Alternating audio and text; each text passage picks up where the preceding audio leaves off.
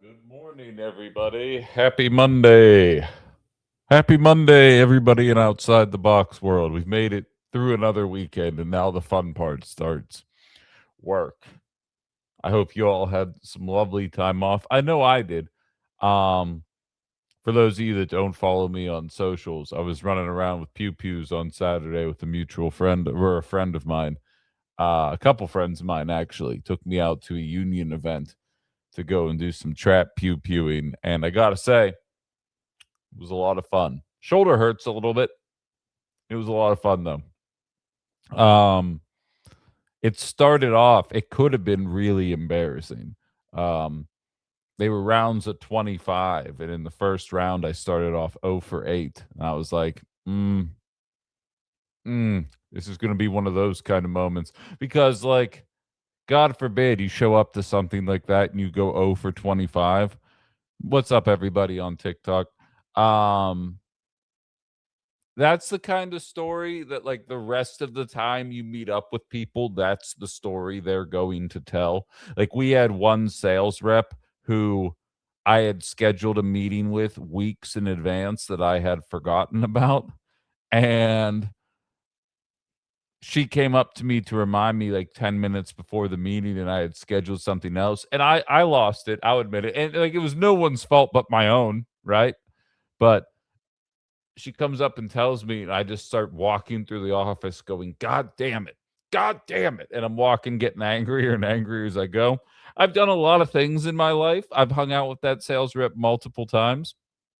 And anytime we would bump into each other, she'd be like, remember when you lost your cool that one time because you forgot you had a meeting? No matter what happened between us before or after, that was the story that she would tell. And if you go 0 for 25, pew pew and trap, I feel like that would be one of those stories. So I'm sitting there at 0 for 8, and I'm like, it's only the second time I've ever gone shooting. I'm like, all right, Ben, don't panic. And then I locked it the fuck in, and I went 12 for 17 the rest of the way.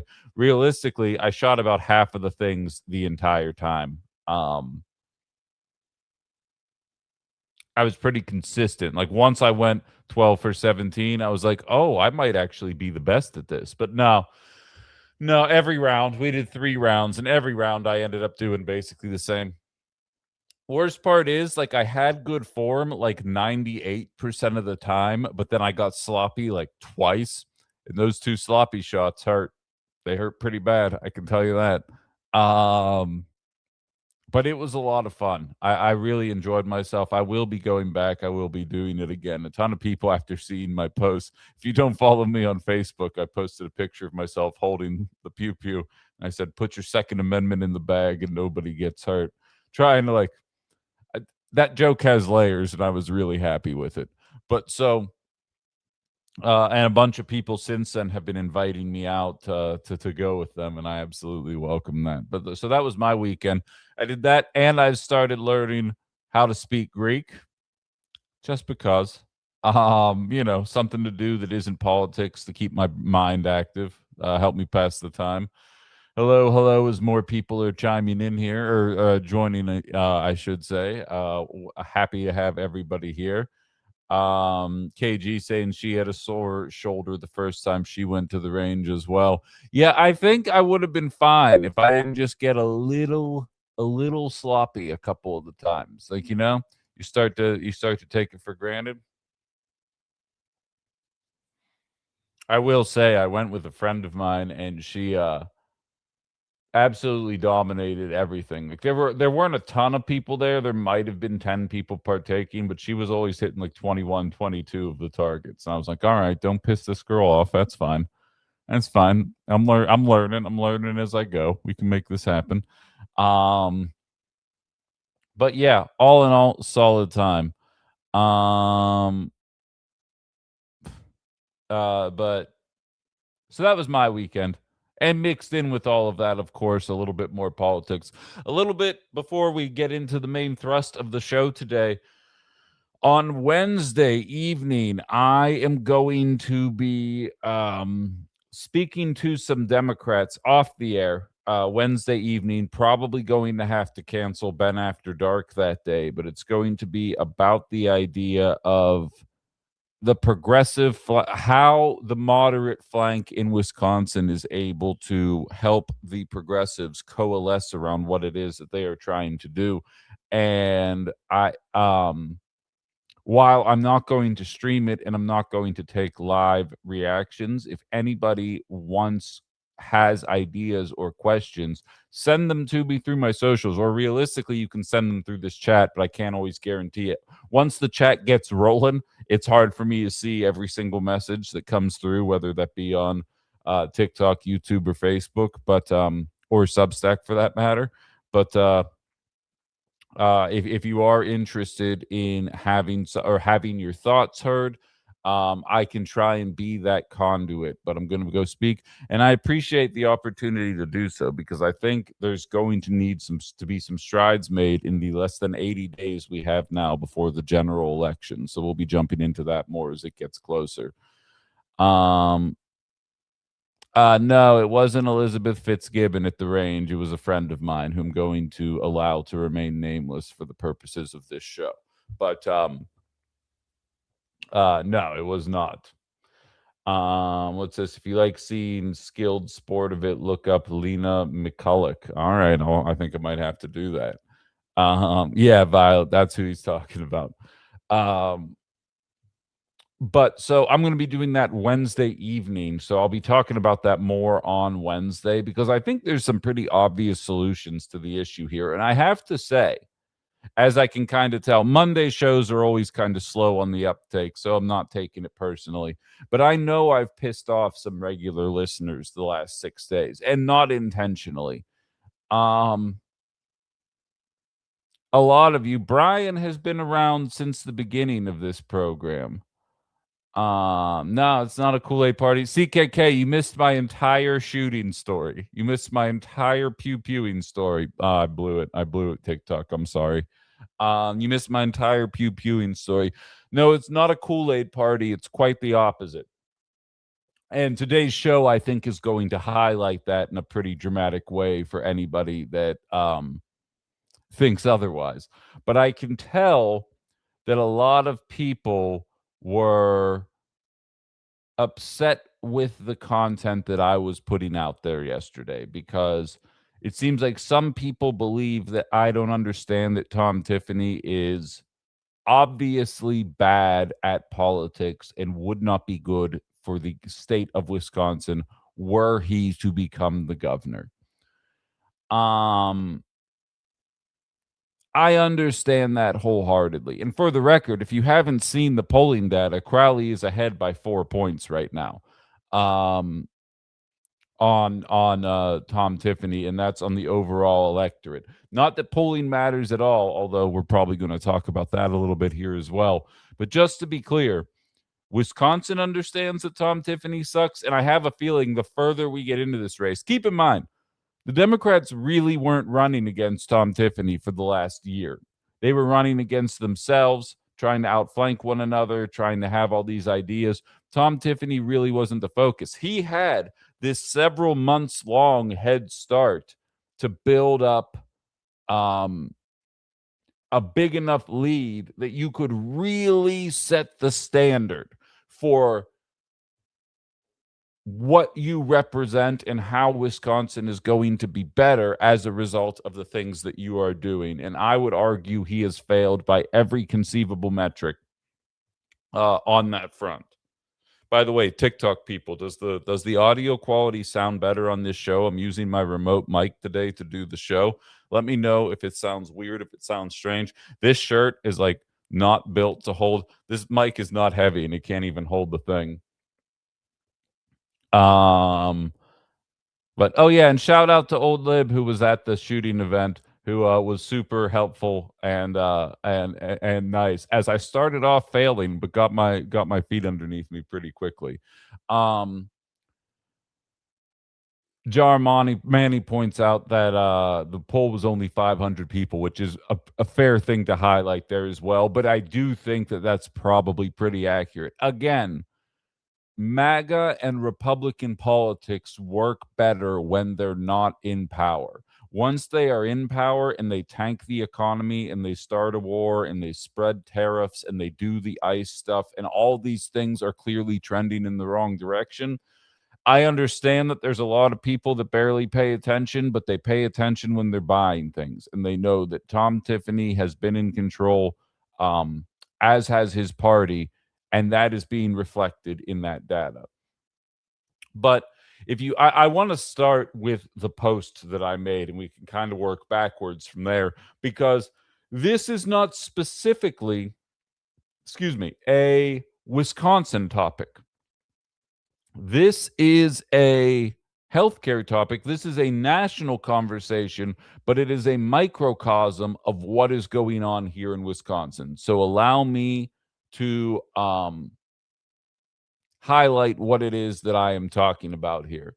Now, again, this may be a rehash for those of you that follow me on socials, but for those of you that don't, here is a chart of Medicare and Medicaid Advantage fraud, or just fraud in general, in those two government programs. All right.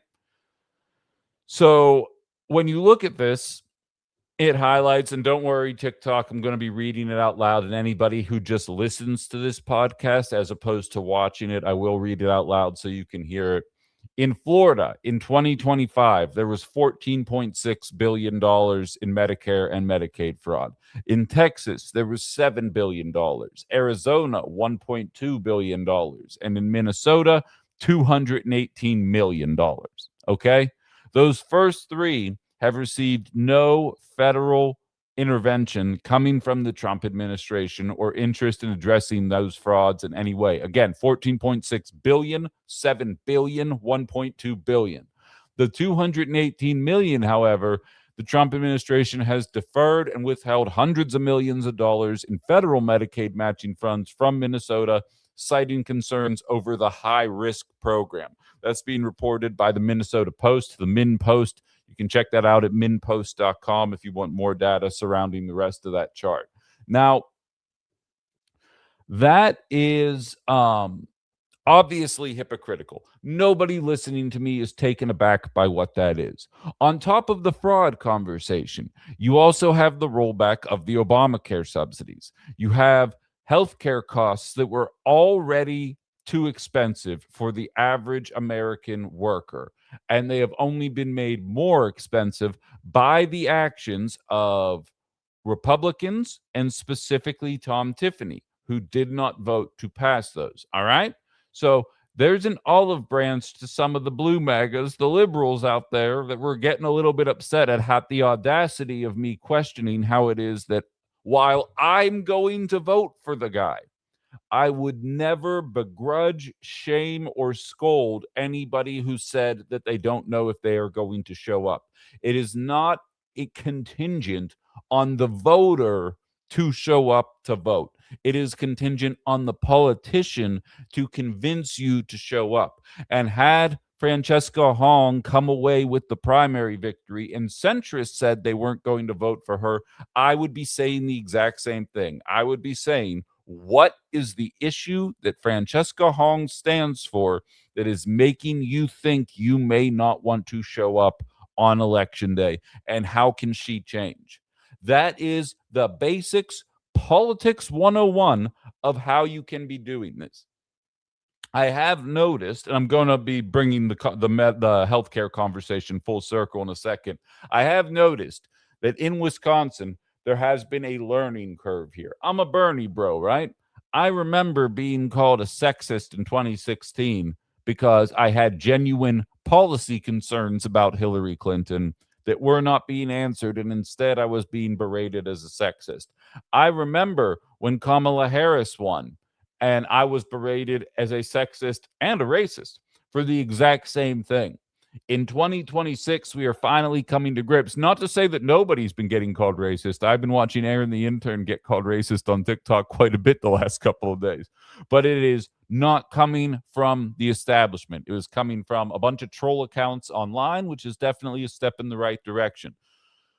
Where liberals have not learned yet, though, is they're telling people, feel your feelings, get over this loss, but we're going to need you to show up in November. So take as much time as you need, but we're going to need you to pull your shit together and show up when it matters, while ignoring the fact that people have genuine concerns about the matter. Now, again, I am hoping to have David Crowley on this show, and one of the conversations we are going to have is about access to healthcare. There's only so much that we can do on the state level, but we most certainly can make it more tolerable for the average American. We know that the Republicans, MAGA, the GOP, Tom Tiffany, have voted to allow your healthcare subsidies to go up, sometimes to the tune of $1,000 a month, depending on the situation that you are facing from a healthcare perspective. But on the national scene, Hakeem Jeffries went on Meet the Press yesterday and had the audacity to say this less than 80 days before the primary. I'm going to play it, and then we're going to talk about why this matters. You've not co-sponsored it since you became Democratic leader. Will you put Medicare for all up for a vote if you become Speaker? Well, listen, these are all conversations that the House Democratic Caucus is going to have. Right now, we're focused on November 3rd, not January 3rd. What we are promising the American people is that we're going to fight to make healthcare affordable for every single American. And we know there's a lot of damage that Republicans have done that we've got to restore and repair. For instance, Republicans have enacted the largest cut to Medicaid in American history. More than $1 trillion or so has been cut from Medicaid, and what you're going to have is about 14 million Americans lose access to health care. Do you personally support Medicare for all? Do you personally support Medicare for all? No, as you indicated, I haven't co-sponsored the Medicare for all legislation that has been introduced over the last several years. I do think we need to figure out how to fix our broken healthcare system and then build something better once we repair the damage that has been done. Now, that will include doing things like extending the Affordable Care Act tax credits so that more than 20 million people who have seen their health insurance premiums skyrocket, in some cases by up to $1,000 a month. That's not sustainable. And that's something that Donald Trump and Republicans have visited upon the American people. Just to be very clear, though, as a Democratic leader in the House, would you vote for or against Medicare for all? I think, as you've indicated in your question to me, it's not legislation that I currently am co-sponsoring or that I support. Okay. But we do support the notion that we've got to find a path forward to fix our broken healthcare system and make healthcare affordable for every single American. Now, you may have noticed that part of his description right there was a return to the status quo that you guys know I just love, saying we got to bring those Obamacare subsidies back, which, don't get me wrong, that kept it cheaper than it was, but it didn't stop the funding from shooting through the roof, much like with colleges. When you provide a government subsidy without a back-end stopgap to prevent people from recording record profits, all you're doing is funneling a larger and larger percentage of the American taxpayer dollar into a healthcare system. The status quo wasn't working, and what Republicans have done have made it even worse. He doesn't have any interest in addressing this. And I see Evan hopping on my TikTok chat here saying, I don't agree with my dollar being taxed to no end.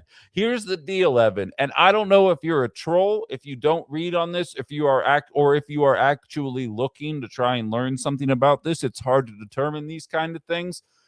It's a matter of paying for health care out of your own pocket to the tune of $8,000 a year, or would you rather get taxed $2,000 a year and have Medicare for all? And as I've highlighted 1,000 times over on this show, every industrialized country has Medicare for all, lives longer than us, and pays less than us. That's not my opinion. That is an empirical and observable fact. And what's even more striking about this message from Hakeem Jeffries, and I'm putting it up on my screen now, Yale School of Public Health, universal health coverage would save $1 trillion a year and 114,000 lives every year. I remember when the statistics were it would save $68,000 or 68,000 lives a year and about $450 billion. So as the cost of healthcare shoots through the roof, and as more of us are passing away from easily treatable diseases in one of the wealthiest nations on the planet, the Democratic Party leader in the House decided to take it upon himself to show up and announce, yeah, better things aren't possible. And that fundamentally is where the problem is in Wisconsin. It's where it is in Michigan, and it's where it is on the national scene. You hear people say that gun pew violence is just part of the game. There's literally nothing that we can do to stop it. That people dying of easily treatable diseases is just part of the game. We can't fix it. So many times the Democratic message is better things aren't possible. Just be happy that Republicans aren't in charge because trust us, it could be so much worse. I saw Brian ask, and I'm going to go through and read everybody's comments here in a second, but he said, what can be done for Wisconsin Dems to learn the lesson about what they are trying to do here? That would be a good start, would it not?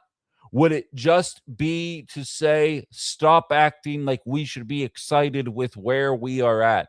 We have already seen David Crowley is changing his tune on data centers, slowly but surely. But here's the issue. And when I get him to agree to come on this show, I'm going to, spoiler warning, anybody within the Wisconsin Dems, clip this part, send it to him because he's going to get asked this question.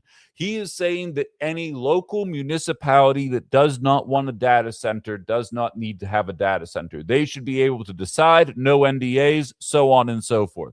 He also said that he wants Wisconsin to be the nation's capital for data centers. He wants us to be the trailblazers on the matter of data centers. And I'm here to tell you right now, if the Wrightstown voting is any indicator, none of us want these fucking things. So if we're going to leave it on a location by location basis, they're not going to pass. But he also wants the most data centers that are out there. And something tells me the moneyed interests are ultimately going to win out in the long run.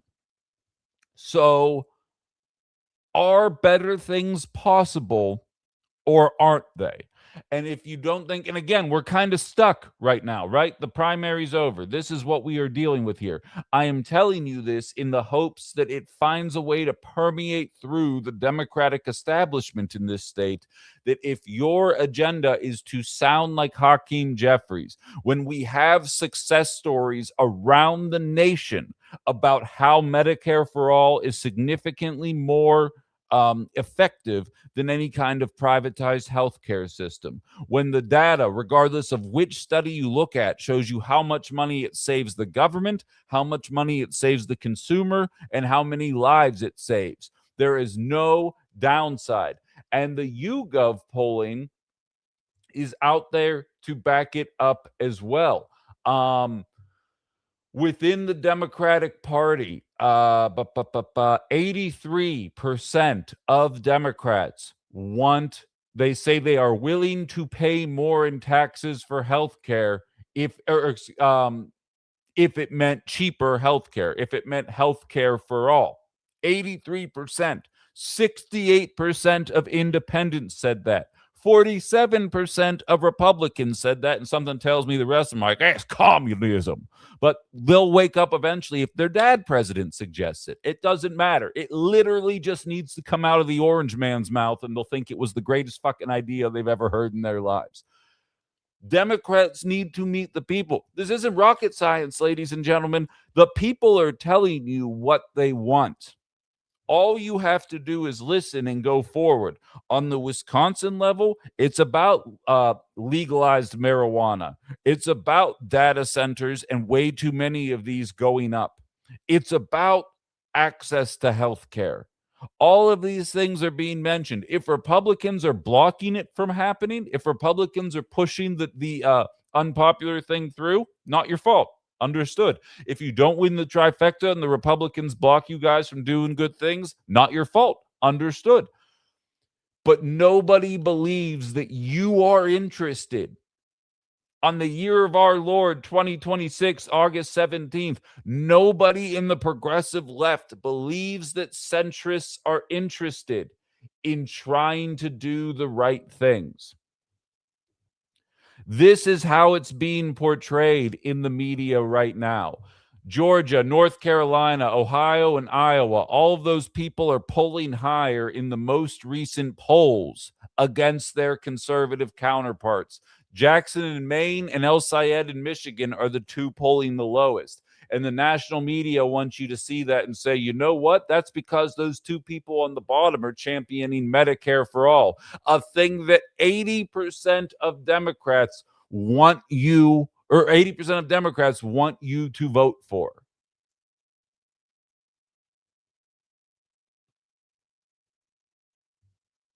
This isn't hard.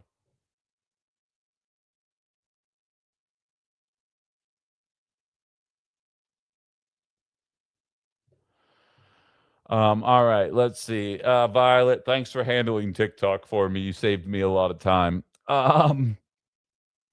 Let's see what we got people saying here. But how can we teach the Wisconsin Democratic Party a lesson that we have real concerns in this state and want them to focus and deliver, but still not lose to Tiffany? The party is not listening. That's how the two-party system is allowed to propagate, Brian. And I'm not saying stay home. I'm saying this is why we keep ending up in the same situation every single time. And I'm going to play you some national media conversation in 1 second here. You're not hearing me, Leo. Republicans are infinitely worse. Republicans set the bar in fucking hell. Democrats trip over that bar. That is the main contention of this show. If you are taking out of what I'm saying that Democrats are slightly worse than Republicans, you might be slow. That's just work on that. Maybe read a book. Jarmani says, write to the Crowley campaign to share your concerns and thoughts. I did, and I know many others have as well. I agree. Juba simply says he's got to go. Ben says Jeffries equals charisma of a dirty diaper. Dude needs to resign. And what sucks is a lot of progressives in the House have already said that they were going to vote for him. I don't understand why Ro Khanna is not throwing his hat into the ring to be leading the House of Representatives. I genuinely don't understand that. One Big John Lovell, do you not know that every religion in the world has declared every religion okay, great. Thanks for being here, Big John. Make sure you subscribe to the Ben Cominos YouTube page if you guys haven't already.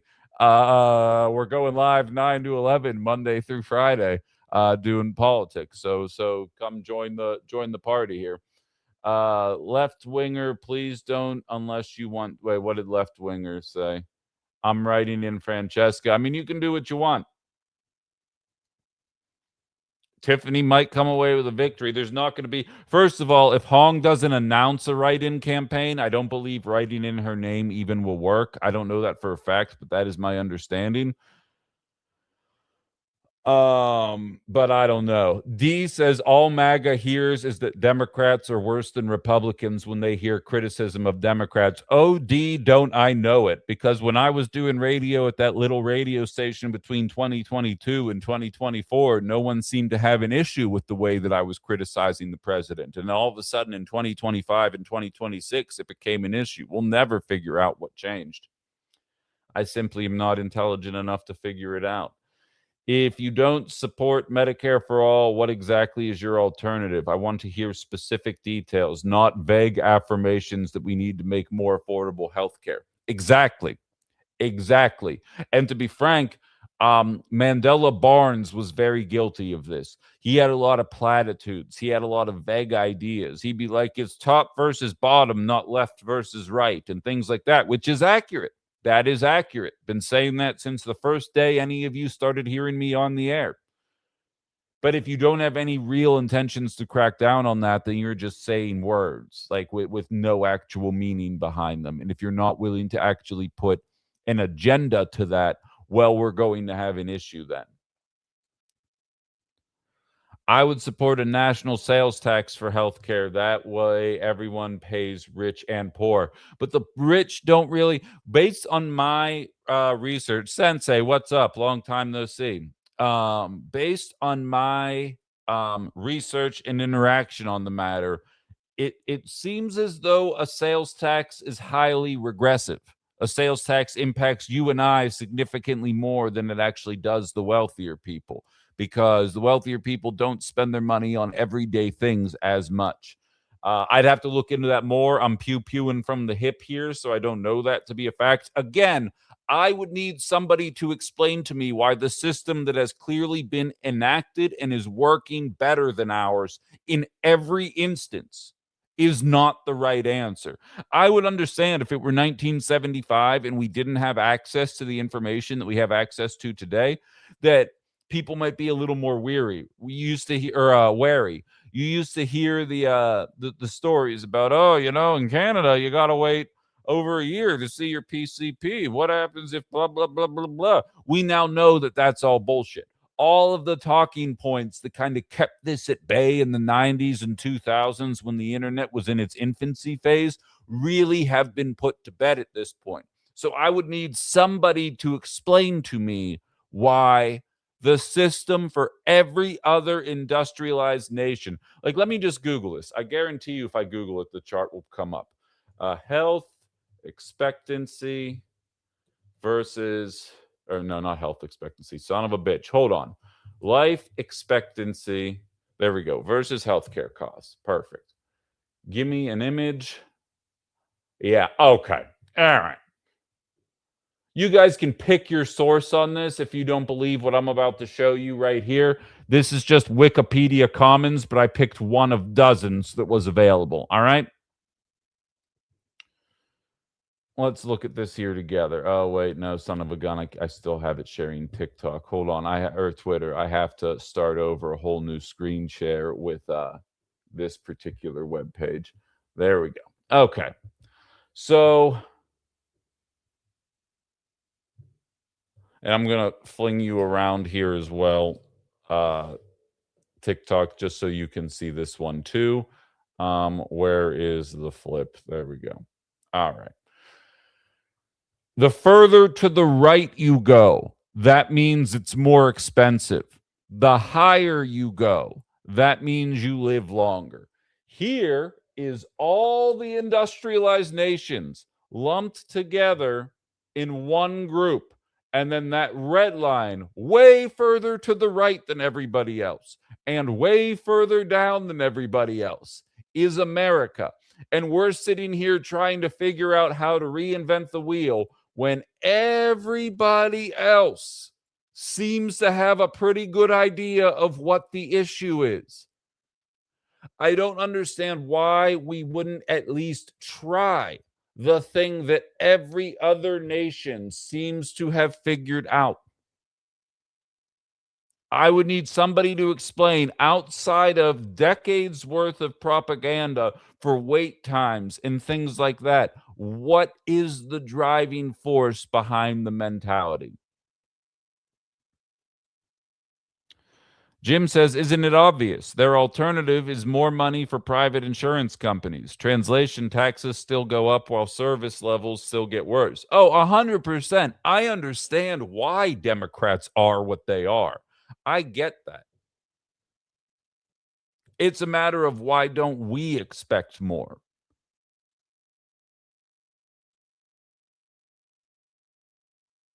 Jeff says, our establishment politicians are nothing but bribe takers from the lobbyists. We need to remove the money. I 100% agree, which begs the question, why didn't Francesca Hong win with a grassroots campaign?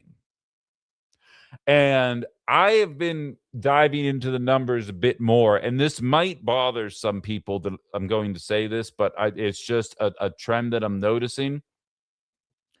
I think Katrina DeVille in the 8th district greatly overperformed in ways that nobody expected. Like, if you would have asked me Tuesday morning last week on primary day, how was she going to perform? I would have guessed less than 3,000 votes. And she absolutely blew that out of the water.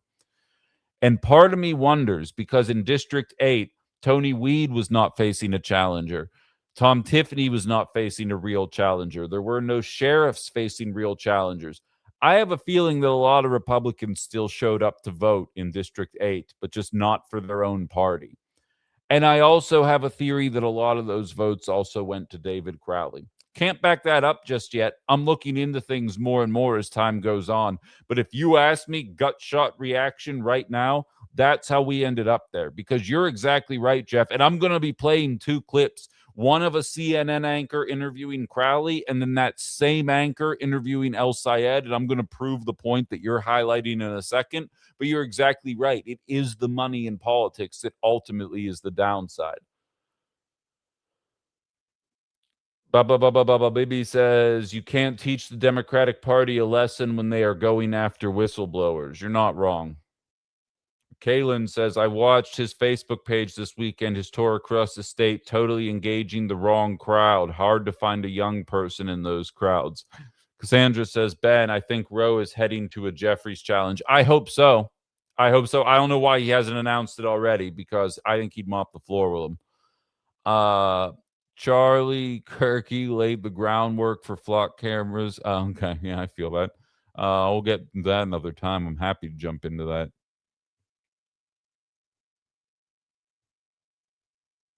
Tiffany's plan, cut the red tape. That's all we need to do. That will grow the economy, bring down energy costs, and stop property taxes. Solid plan.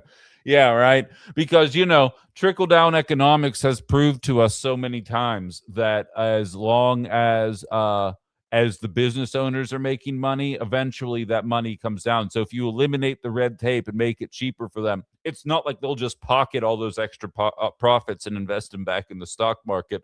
They will allow that to trickle down onto us and charge us less for goods and services and pay us more. I mean, do any of you have an example where that didn't happen even once? Of course not. Tom Tiffany's plan is just absolutely brilliant. Note the not subtle sarcasm.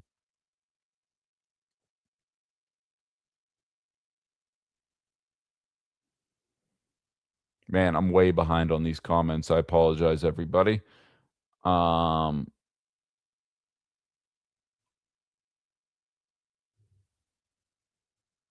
My team did 2,000 doors, and these people were elderly, and they put weight on Evers. They literally think of him as a god.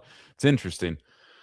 Dane says voting for centrists based on electability means they can do whatever the hell they want in office because they know the only thing stopping them are the GOP. See, and that's kind of what I'm getting at here, Dane, is that the Democratic message is that better things aren't possible. And then progressives show up and say, no, better things are possible. And then the media and the Democratic establishment works overtime to brand those people as radicals.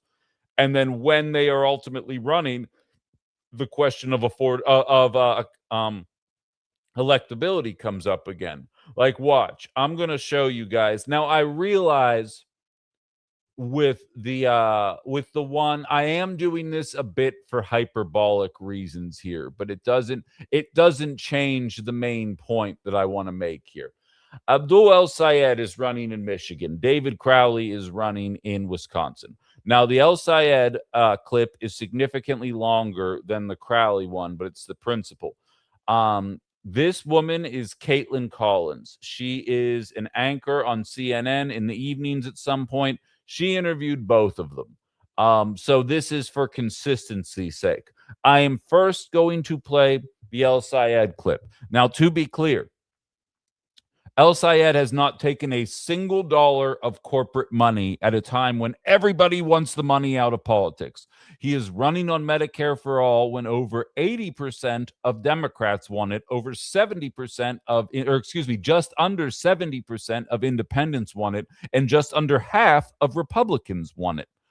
He is running on no more money to Israel when 80% of Democrats are upset with Israel and 4 out of 10 Republicans are upset with Israel. These are all issues that he is running on. Listen to the way that he is questioned about this and notice what is missing from the conversation. It's not about the 4 out of 5 voters that agree with this guy's policy. No. How can we frame this guy so that maybe we can get Mike Rogers the W in Michigan? Are you clarify for us what your position is on funding for Israel if you do become a U.S. Senator? Are you opposed to all funding for Israel, period, military funding? I'm opposed to unconditional military aid for any country. That is Israel, yes, but that's also Egypt, where my family immigrated from. That's Pakistan, that's Saudi Arabia, that's UAE. And that's not because of a focus on what's happening anywhere except for a focus on what's happening here.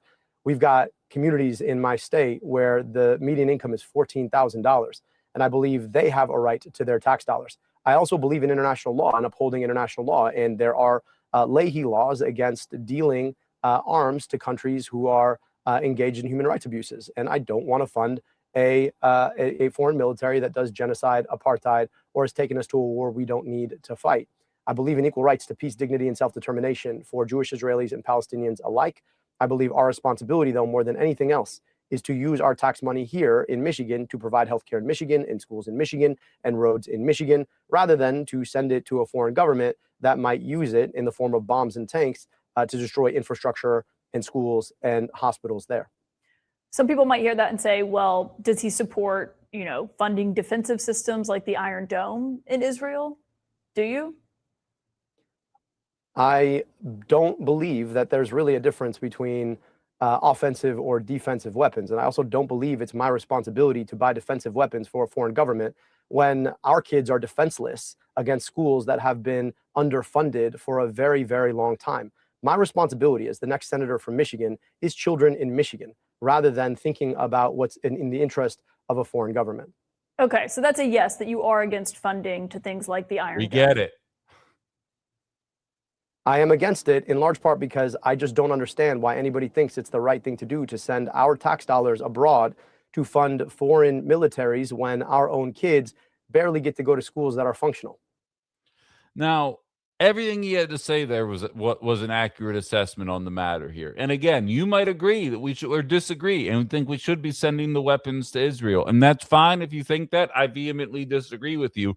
But the idea that a U.S. senator is saying U.S. tax dollars should be used on U.S. students shouldn't be a particularly grandiose statement. I feel like that should be a one and done and you move on. Okay, how were you able to win an election against the establishment without taking a single dollar from a billionaire? Boy, howdy, that sure is impressive. Now, David Crowley also has some baggage that might be interested. I wonder how vigorously they're going to question him about whether or not he's going to allow these data centers to be built, maybe where some of the money that he received during his election is from. I have a feeling they're going to hit him just as hard about nonsensical stuff while ignoring the core tenets of his policies. I mean, I have to ask, where do you stand on Thanksgiving? I like Thanksgiving. My favorite dish is dressing. Okay. Mr. David Crowley. Chicken dressing for my sister-in-law. Okay, well, your sister-in-law is going to be happy with that answer. Okay, good. Good. I feel like we have a working media infrastructure right now. That makes me feel better about it. Are you seeing the game that's getting played yet? And more importantly, are you seeing why leftists are mad? I don't know if you guys know this, but Gretchen Whitmer is scheduled to go and campaign with David Crowley a little later on this week. She is the governor of Michigan. You know who she is not scheduled to go and campaign with? The senator running in fucking Michigan. Because he's actually standing up against corporate money. Because he's standing up against the military-industrial complex. Because he's standing up against the pharmaceutical lobbying group. And the media is not outright calling for him to lose, but they are doing everything in their power to cast doubt on that election. If he just plays ball, you get questions about your favorite Thanksgiving dish. If you want to play hardball, we will question you about Israel nonstop and not ask you a single question about your campaign outside of that.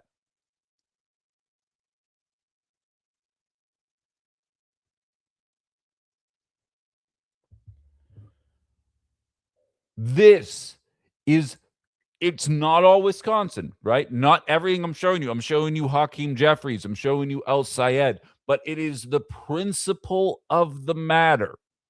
If you can't understand why leftists are mad. They feel like Republicans came in and threw off the primary. Again, not illegal, not cheating, but I think both in Michigan as well as in Wisconsin, that sums up why the polling data was so far off relative to the outcome, is that a lot of people outside of the Democratic Party, because there really wasn't a lot of competition in Wisconsin this year on the right, ultimately ended up swaying things there.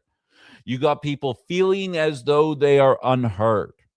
You got people nervous about what this man's policies actually are because he really didn't put a lot of them out there. Again, there's platitudes, there's concepts of a plan, if you will, but there is no plan.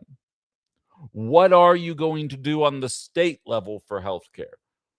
What are you going to do? How are you going to reconcile your image in your mind of Wisconsin becoming the capital of data centers in America versus allowing local municipalities to be allowed to make decisions for themselves? Because I'm telling you, 9 out of 10 municipalities will not vote for a data center, and that is me being generous. So either we're going to lead the way on it or we're not going to have a whole lot of them. And it can't be both. We know Tom Tiffany's going to build them. But the Democratic whole and logic is saying, well, we're going to build less. It's like the meme that you always see when it says Republican president and there's a plane flying over a Middle Eastern country and it's dropping 7 bombs over the country. And then it says Democrat in office, and the same plane is flying over the same country, but it's only dropping 6 bombs instead of 7. And there's a Black Lives Matter stickers on the plane. That meme in and of itself is how the progressive left feels right now. It is not unchangeable. And I do think Crowley's going to win. And I can't stress enough, I'm going to fucking vote for him. But I have been taking shit in my DMs for the last 6 days for having the audacity to highlight that politicians should earn your vote. They do not deserve your vote.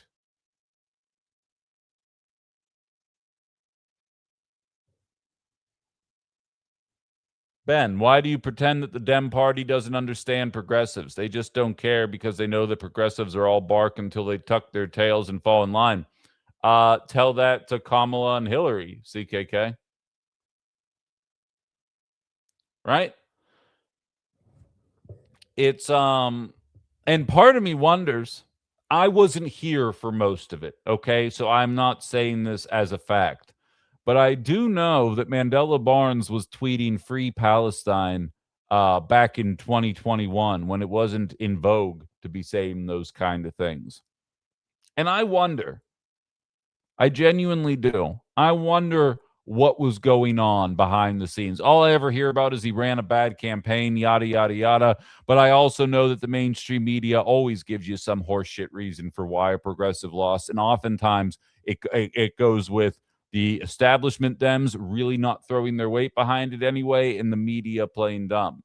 I'm taking them at face value here, CKK. And like I said, I'm going to a thing. I was specifically invited, not going to say when or where. I don't know if this is an open door thing.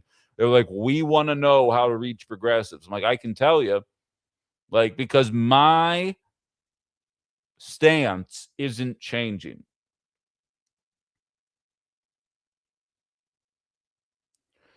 Turnout was above average for a primary. The Democratic side had about 30% more participation than the Republican side. That can only happen when Republicans cross over. And you know what's interesting, Jim? The Michigan primary also had a 30% overrepresentation for Democrats.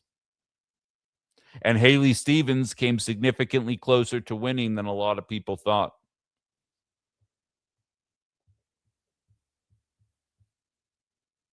Sensei simply says, how do you reach anyone? Stop ignoring them.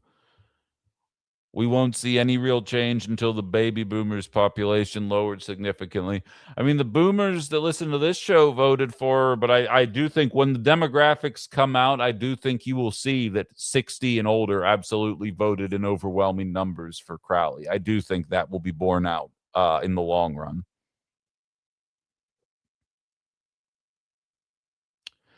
Alex, I'll be honest with you. I'm not saying. All right, we're going to open this can of worms now. That's fine. October 7th put a spotlight on Israel-Palestine, where people that never knew a thing about what was going on in the Middle East started learning and talking about it, especially politicians. I'm not saying nobody said it. I am saying that it wasn't nearly as much of the conversation. And more importantly, you would have been viewed as a pariah in 2021. Look at the attitudes towards Israel within the Democratic Party back in 2021. You know, like it has dramatically changed over the course of the last half decade.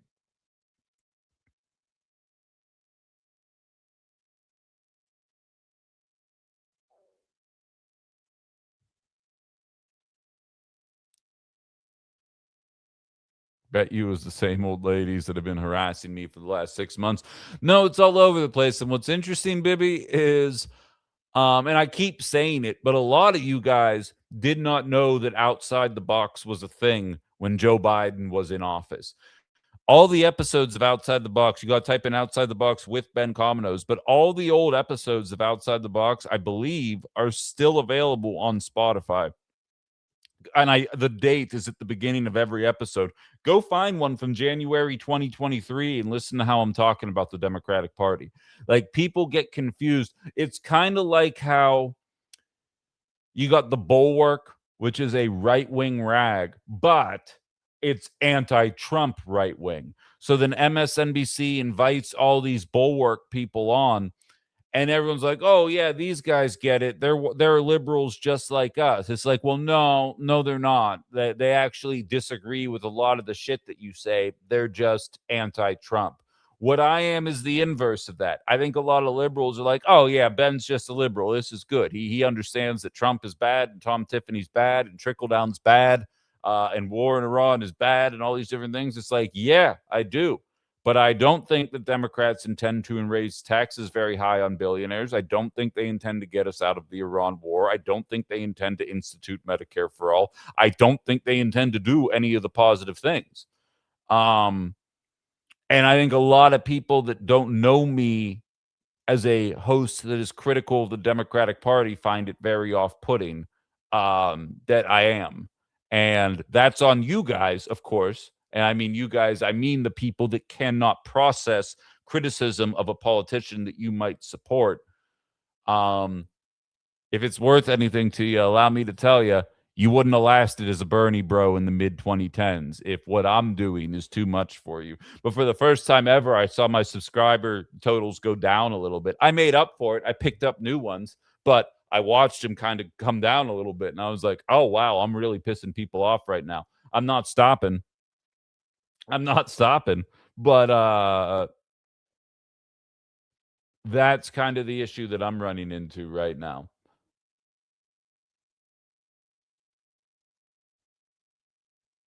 CKK says Ben is going to this meeting. He'll present simple, easy to understand points. All that he's going to get are nods and blank stares. I hope not. What's up, Canary? Because, like, I can tell they're listening to this, man. That's why I almost am trying to give them talking points. Like, I'm more open about this now, but I reached out to the Hong campaign during the primary and said, once you get to the general election, I would like to run her communications department because I have a capacity to express progressive ideas in a way that moderates and boomers like Brian don't get scared of. And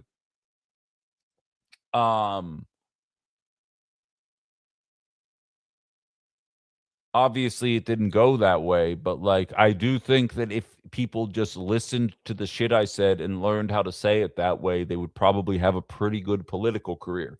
But again, I believe the powers that be would rather lose to Tom Tiffany and maintain a status quo and fundraise off of that rather than actually promise or enact any type of transcendent change. I hope I'm wrong, but my life experience has borne out otherwise. I'm gonna check the Book of Faces here real quick. No, I have not encouraged messaging on Facebook enough. I may have ruined that, at least for the foreseeable future, but we'll see what happens. All right, what are you guys talking about here? Don't blame Republicans for crossing over. I voted for Michaels in a past primary. It is a good move. Hong would have brought the whole party together. Crowley's a possible split vote. I hope so, but I don't know. Bulwark podcast, is that different? No, but so Justin, what I'm saying is Tim Miller, who hosts the Bulwark podcast, was the campaign manager for Jeb Bush. And I do believe, I can't prove it, this is when people think I'm nuts, but this is what my iron trap memory mixed with my capacity to notice trends, this is where it ultimately lends me. People like Tim Miller, people like Pod Save America, I'll take you on both sides of the spectrum. The Bulwark and Pod Save America are the same podcast. One of them were speech writers for Obama. One of them was the campaign manager for Jeb Bush. Both of them pretended up until Joe Biden said we finally beat Medicare, that Joe Biden wasn't cognitively slipping. And what they're banking on is the goldfish memory. And what pisses me off is it's working. And now they are acting like these further left of center podcasts that have their finger on the pulse, because what social media is doing is kind of homogenizing groups of thought. And I've noticed this. I've said it to you guys before. Outside the Box started in September of 22. I had been doing political talk since February of 22 back in Pittsburgh. And when I was doing the show that I do now, it was much less commonplace than it is today. Now, the things that I say, I feel like you can turn on 50 different podcasts and kind of hear similar mentality. I'm telling you right now, that wasn't the case 4 years ago. 4 years ago, the conventional wisdom was Bidenomics is working, inflation is transitory, unemployment is down, we're doing our best.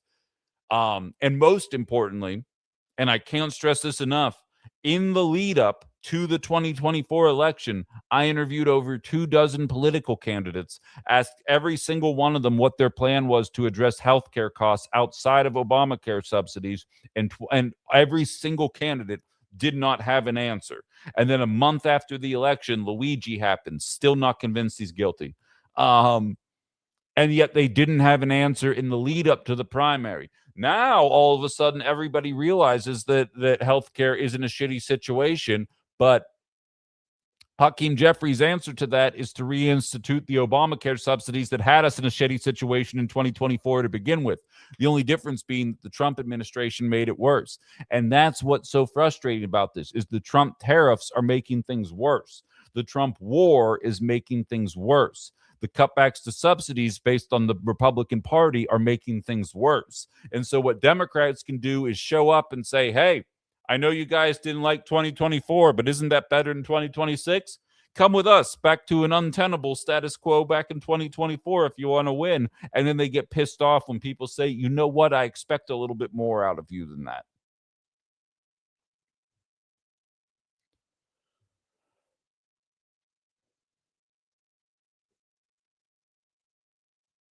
I had an older Dem that didn't vote for Crowley come up to me after the Unity Tour event in Appleton, all excited, until I told her that the progressives didn't get the good feels from his little talk. No, I mean, it's going to be a process.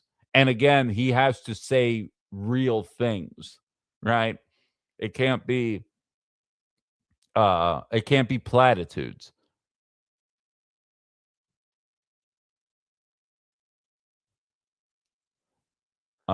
Thinking crossover votes would have gone to Fran. Republicans thought she would have been beatable. I disagree, old lib. I think that was all psychological warfare. The fact of the matter is, man, progressives bring people out. CKK had said earlier in the chat, I didn't read it. Oh no, it was Bubba Bubba Bibby. The turnout we saw can happen when voters that haven't been voting, Gen Z, actually show up. Here's the deal, Jeff, and thank you again for the invite. That was very fun over the weekend. There's a good chance that the Democratic Party lost a decent chunk of voters 18 to 25 that would have showed up for Hong. There's nothing that David Crowley could do to convince people to show up for him the way that Hong did, because he's not going to bring it on a policy level. I don't believe the idea for a second that Republicans would have rather faced Hillary than Bernie. Republicans would rather face Haley Stevens than El Sayed. Fill in the blanks here. They were scared of Plattner. They're scared of Mamdani. Remember when Democrats told us that Republicans were going to use Mamdani in every single political campaign in the midterms to scare voters into thinking that the Democrats were becoming communists? Mamdani has the highest approval rating of any politician in America. You're not going to see him in a single goddamn political ad, except for maybe Democratic ones trying to tie their campaign to his. At least most of America knows that the cat's out of the bag as far as Israel goes. I mean, yeah, that's a nice feeling. But again, I wish we could get there. Tom Tiffany is running on people my age should probably expect to work longer before they get to retire. Where the fuck is the Crowley campaign coming out and saying, if you made $160,000, you paid $10,000 into Social Security. If you made $160 million, you paid $10,000 into Social Security. Maybe it's about time we raise the cap on Social Security and stop telling people that they have to work longer. The idea that Americans are living longer and therefore have to work longer kind of gives away the game that they want you to enjoy any part of your life just for the fact of living, which is kind of fucking strange. And it's coming from a person who lost a parent when she was 50 years old. You are not guaranteed 65, let alone 72. So the idea, or 67, whatever our retirement age is, the idea that you cannot raise the cap on Elon Musk, the trillionaire, is laughable. Where's and I realize the governors can't do these kind of things about that, but you can have these kind of conversations. Where's that? Even if you don't intend to do anything about it, give me the lip service. Just pretend like you're listening. That's all we're looking for. And again, he has already started trending in the right direction on data centers, but he's got a long way to go, and there's a bit of a statistical incongruency with what he's saying. So I need answers. I'm going to call him today. We're going to get him on the show. Or he won't, and I think that'd be way worse. CKK says younger generations don't have time to vote. They're busy driving to other states to pay taxes for their weed. They're jazz cabbage. Sorry, TikTok. And Blue Canary says legalization is a small plus. I agree, but I also believe that every single Democrat represents that. See, that's what drives me nuts. People say, oh, Governor Evers, he was a good goalie. He didn't let a lot of bad legislation go through. I'm sorry. Like, unless you elect John Fetterman, what Democrat wouldn't have blocked that? I'm not saying I'm ungrateful for what he did, but the idea that somehow sets him apart from what anybody else is doing, I just don't buy. I just don't buy that.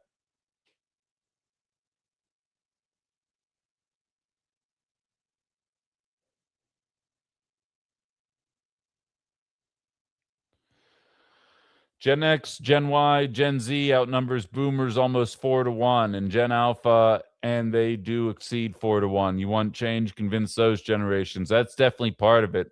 I actually have a theory that's why Gen Alpha seems a little less educated than all the other generations. It's because the powers that be were recognizing that millennials and Gen Z were kind of waking up to a lot of the bullshit. And they were like, okay, what are we going to do? Let's make it so that half of Gen Alpha just straight up can't read. And here we are. Can't prove that, of course. It's just a working theory I have, but I don't think I'm too far off. We got a couple of Facebook comments here. I want to give these people some love as well. We're all having a Monday. Derelict Van Orden using a clip of Rebecca Cook saying she supports Mondani as his TV ad. Oh, okay, good. Let's see how that plays out. I think I've told this story before, but when Mamdani won, I did an hour-long segment. It wasn't supposed to be an hour. It was after he won the primary. And I said, if a Wisconsin representative were running in Northeast Wisconsin on the idea of a rent freeze, would you vote for him or her? And I received phone calls for an hour, phone calls from people that had never called my show before or since, saying they would vote for that person.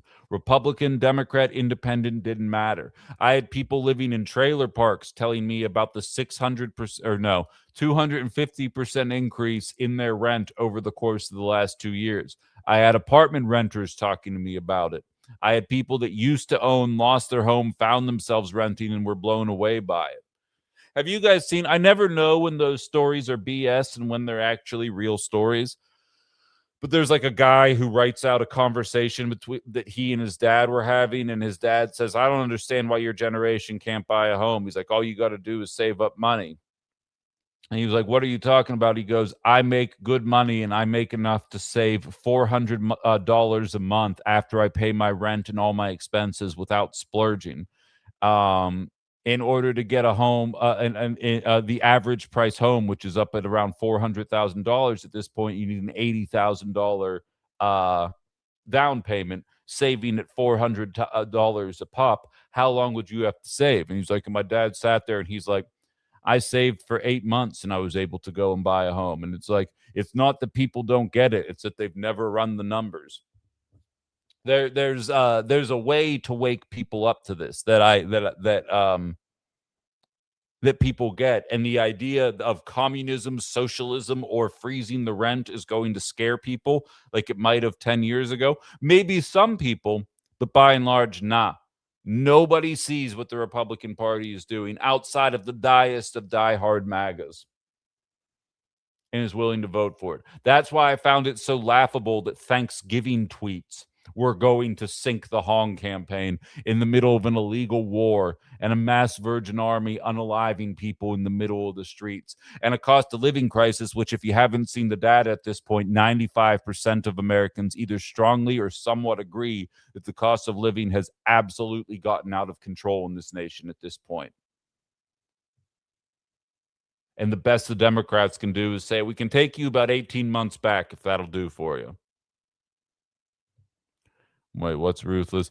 Violet says TPUSA is trying to capture the youth. Well, fun fact, Outside the Box is going on a Wisconsin campus tour at the beginning of September. We got a couple of campuses lined up. I'm going to be taking the show live on the road to a number of different campuses, not just in Northeast Wisconsin, but all over the state, trying to counteract some of that TPUSA bullshit. So if you have any young ones or are somebody who's in college, maybe let them know that I'm doing this and try and get me on board. And a shout out to the young Democrats in Wisconsin who are helping me to set this shit up as well as some shadow producers that will not be named on this program for their own safety, of course.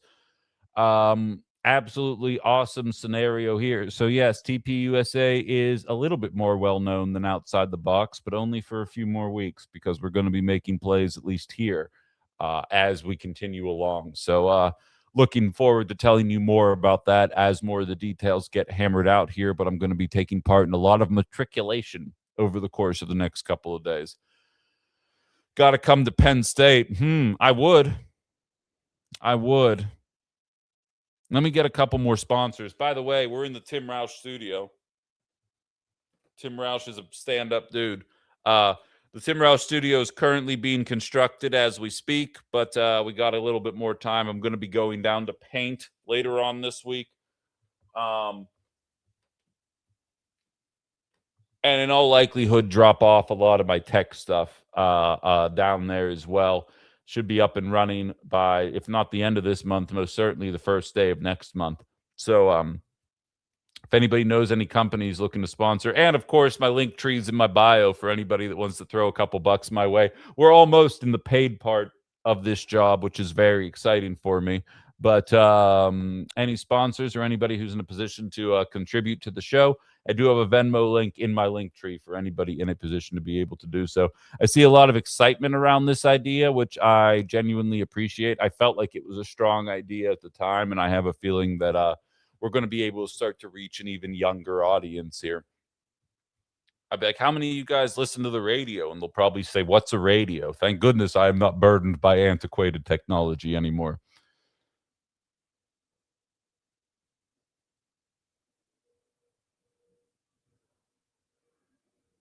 Justin says he had no idea the Bulwark was right wing based on their anti-Trump coverage. Oh, absolutely. Absolutely. They're all anti-Trumpers now. It's just like the Lincoln Project. My wife doesn't miss an episode of Pod Save America, says Adam. I know a lot of people that like it. I also know that they're copying Outside the Box wholeheartedly. Go find episodes of Pod Save America from 2023. Indistinguishable from Fox News for liberals. Okay, cool, Ali. Remind me about that via text. Before I found Outside the Box, I was bouncing between Pod Save America, Midas, and Bulwark. I gradually dropped them all for Outside the Box and got a few outliers on YouTube here and there. Right on, man. I appreciate it.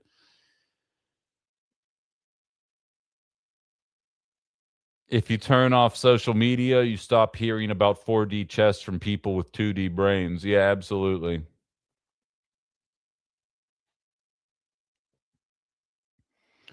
DJ Benza, there was a number of people that would have voted Hong but went with electability propaganda. Now I see a lot of buyer's remorse. The conservative swing that liked her views on data centers won't back Crowley. Oh, absolutely not. Absolutely not.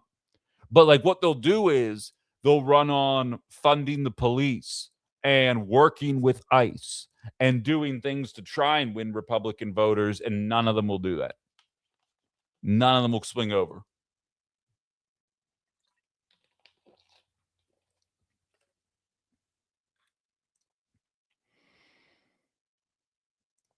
If we raise taxes on Elon Musk, he'd just abandon us and move to Mars. We would ruin venture capitalism on Earth. Yeah, exactly.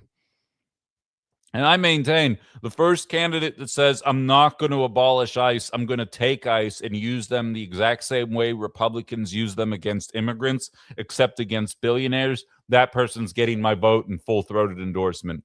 Yeah, we invested in all these shock gloves, and it's for any time these bastards try and run away from us, and we're going to take our pound of flesh and make sure that they're contributing to the system that allowed them to become extravagantly wealthy.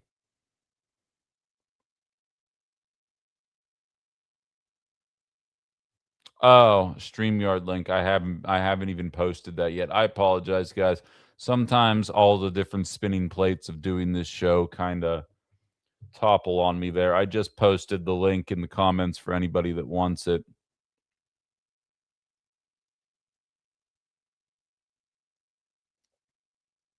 Radio, who's she? Said Eljo. I appreciate that.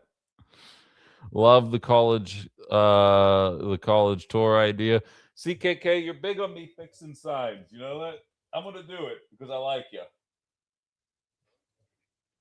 But you know what? I'm not gonna be able to fix it. A lot of people big on the college tour idea. Cool. Let's make a social media campaign. Right on. As soon as Crowley comes out and says tax the rich, I'll be on board. Hell, I'll help him get elected. I think that would go a long way.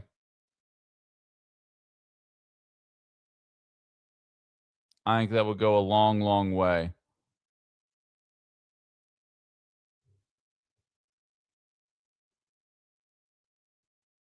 Round up the parasite class.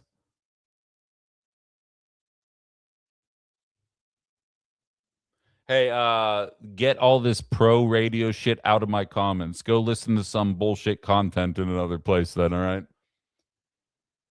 Ben, your wit is only exceeded by your good looks. I can't tell if that's sarcasm, but I appreciate it. I'm going to take it as a compliment. Thank you, Ranthony. I appreciate you. It's going to be a long, long, long general election season, especially an avoidably easy one, which is I think probably the worst part of all of it. Like, have you guys seen what's going on in California right now? They have that wealth tax. It's a one-time wealth tax. 5% of the billionaires, or I think people more than $100 million, 5% they're being taxed. Common Dreams has a story out about it. Google co-founder Sergey Brin, one of the richest men in the world, has spent more than $100 million backing a group seeking to stop a popular California ballot initiative that would impose a one-time tax on the wealth of the state's billionaires. And unlike most bills, there's actually an agenda for this money. It would offset federal Medicaid cuts and also bolster the state's education system. And the candidates running in California are Republican light.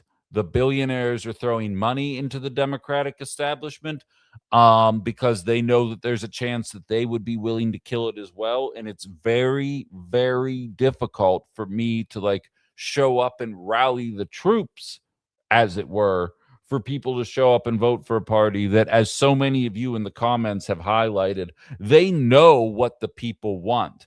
They're playing dumb and hoping that fear of Trump and fear of Tom Tiffany will be enough to convince people to show up and vote. And what sucks is that's probably going to work.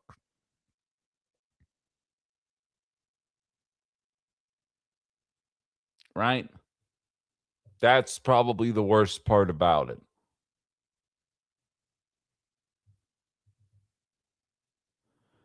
The National Democratic Party has been trying to get Republicans to cross over in the general election since Ronnie. How's that worked out? They win about half the time and then don't really make any kind of changes that are good.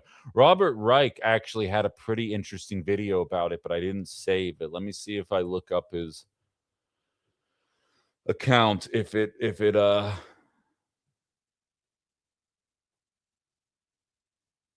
Oh, perfect. Yeah, why don't we just do this?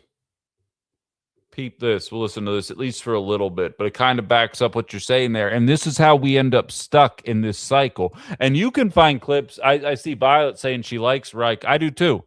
You can find clips of him from 1992 when he was Bill Clinton's labor secretary, and he's talking much like I talk today. And it goes to show you, to the point of a lot of the older folks in the chat that were alive, like at least cognizant. I was alive in 92, but I sure as shit don't remember anything politically related at that point. The Democrats knew what the problems were back then and just actively ignored them for 35 years. The difference is now we have social media that allows all of us to share our thoughts with one another. We are able to convince one another, and we are getting confused when the Democratic Party doesn't reflect that reality. Listen to Robert Reich here, and this is about Republicans, of course, but he does find time to highlight the shortcomings within the Democratic establishment as well. We're living through this Republican doom loop once again. Let's walk through it.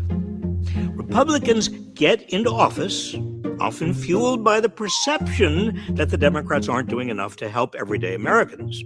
Then Republicans get to work, slashing taxes for the super rich and cutting spending on programs that millions of Americans rely on. Sometimes Republican presidents start wars in the Middle East. Reagan, George W., and Trump all gave massive tax breaks to the rich and big corporations. But their administrations were marked by lousy job markets, exploding national debt, and slow economic growth. The classic trickle-down hoax. Millions of people who were already hurting ended up even worse off. So they voted in a Democratic president. The Democrats came in with a big job to do. Clinton had to clean up after years of trickle-down nonsense from Reagan and H.W. Bush. I was there. Obama stabilized the economy after the financial meltdown under George W. Bush. Biden took over after even more trickle-down nonsense and a botched pandemic response from Trump. But Democrats don't go big enough. They're still hamstrung by big money and corporations. So Americans don't feel the difference. Plus, to be fair, it takes time to undo the damage Republicans have done. Meanwhile, Republicans have perfected the art of fooling a lot of Americans into believing that they are the party of working people and a strong economy. But there have been 5 economic recessions since 1980. It's no coincidence that all of them began under Republican presidents. So how do we get out of this Republican doom loop? The answer is Democrats need to step up, go big, shake up the system and break the loop, raise the minimum wage, pass Medicare for all, universal child care and elder care, paid medical leave, free higher education, get big money out of politics, reduce the military budget and stop bombing other countries, strengthen labor unions, tax the rich and bust up big corporations who have benefited the most from this vicious cycle. Democrats need to give Americans a clear vision of what they stand for, which gives Americans a reason to vote them in and keep voting them in. Otherwise, we'll stay trapped in this doom loop.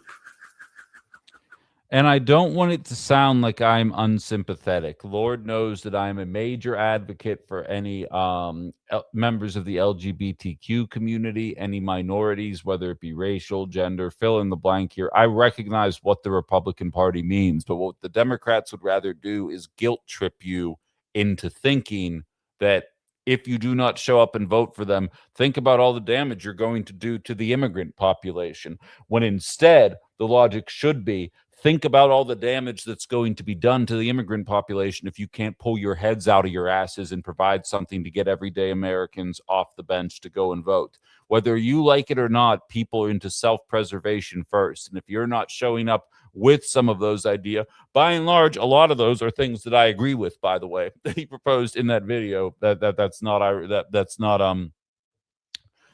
not lost on me whatsoever, that dude seems to make a shit ton of sense to me. And I wonder how it is exactly that this wisdom has been out there for this long while it's being ignored. That's how you break this loop.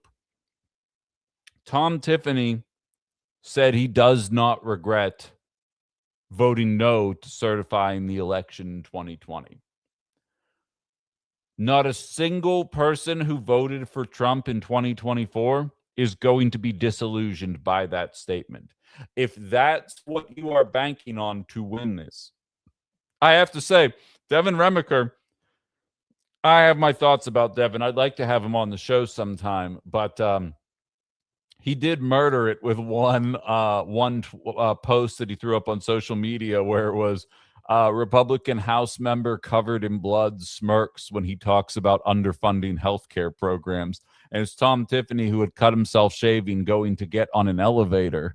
And he's asked about what they're going to do about healthcare subsidies and making sure families don't lose access to healthcare. And he doesn't say anything. He freezes, he smirks, and he walks on the elevator. It's very well done. Again, I don't know how many minds that's going to change, unfortunately, from the people who are still in the cultiest of cults. If you're independent or Democratic, I don't think that's an issue. And there's a shit ton more of us than there are of them. The important question is, how many of us are actually interested in showing up? I'm showing up. I think that's important for me to say here.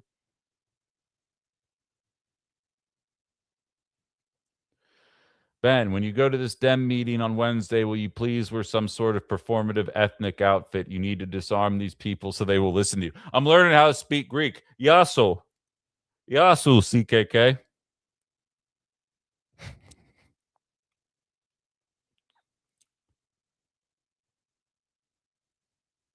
How's that? How's that? I can do the entire Greek alphabet, you know? I'm going to lean into my Greekness. Clinton signed NAFTA. That alone just made me stop listening. Right. There's a lot of people in that camp. And again, the average voter didn't care because Democrats did abandon the working class. They abandoned the unions. And most importantly, wages stagnated since the early 80s. So we do NAFTA. All of a sudden, we can get TVs from sweatshops in China, and our meager wages buy us some of the fanciest stuff. Freaking new systems were like $250 in the mid 2000s. You know what I mean? That doesn't make any sense. It doesn't make any sense that they were that cheap. Mark my words, the PlayStation 6 and whatever the new Xbox is going to call itself are going to be over $1,000. Mark my words. Because the deals, the promises of NAFTA and this menial labor are no longer delivering, because those economies found ways to pull their working class out of that rut, while we allowed ourselves to continue to kind of circle. I'm telling you, it's going to take some transcendent change in order to pull us out of this. And I don't know that anybody is really serious about it, unfortunately.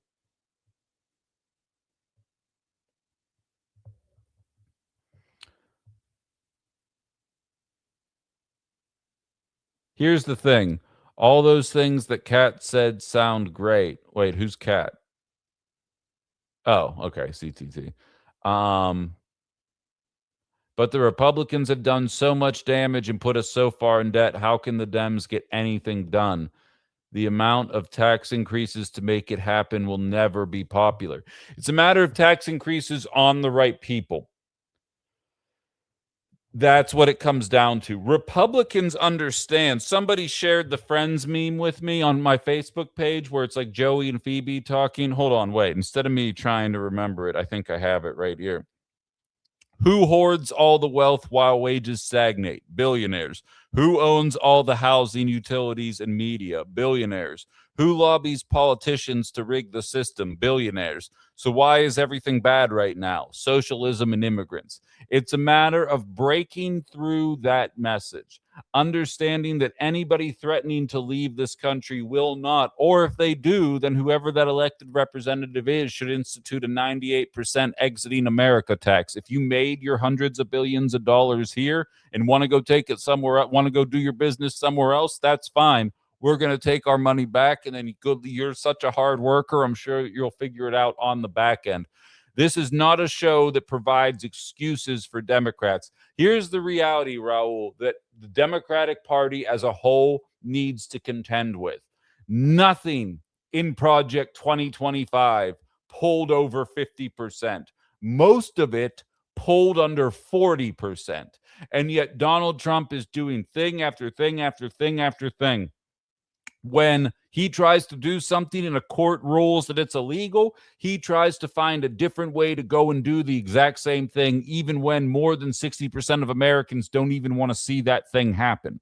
And then Democrats win. They have the public on their side. I don't know if you were listening in the first half hour, but Medicare for all, taxing the rich, there was a huge list that I don't have in front of me anymore, and I'm not going to go back to find and rehash for these purposes, although all episodes are available on YouTube anytime you don't catch it from the beginning. They're all polling at over 60%. Amongst Democrats, a lot of them have over 80% approval. So the idea that you can't tax your way out of that, or you can't fix these things, or that Donald Trump ruined it, what Donald Trump showed us more than anything is that one dickhead can show up and completely remake the American government in their image. So how about a leftist does that and not be a dickhead and make it in your image so that you can actually change things for the positive? I've used this example before, but it's always my go-to. In the 2020 primary, Joe Biden said, this is how I would go about trying to forgive student debt. And I don't care what your thoughts are on forgiving student debt, not the point of the conversation. Bernie Sanders says that way is not going to work. You are opening yourself up for a court challenge from the Supreme Court if you do that, and based on the makeup of the court, they will not allow for you to move forward that way. What you should actually do is declare a state of emergency using the Education Act of 1965, declare an emergency because of COVID, and wipe out the student debt as a result of that.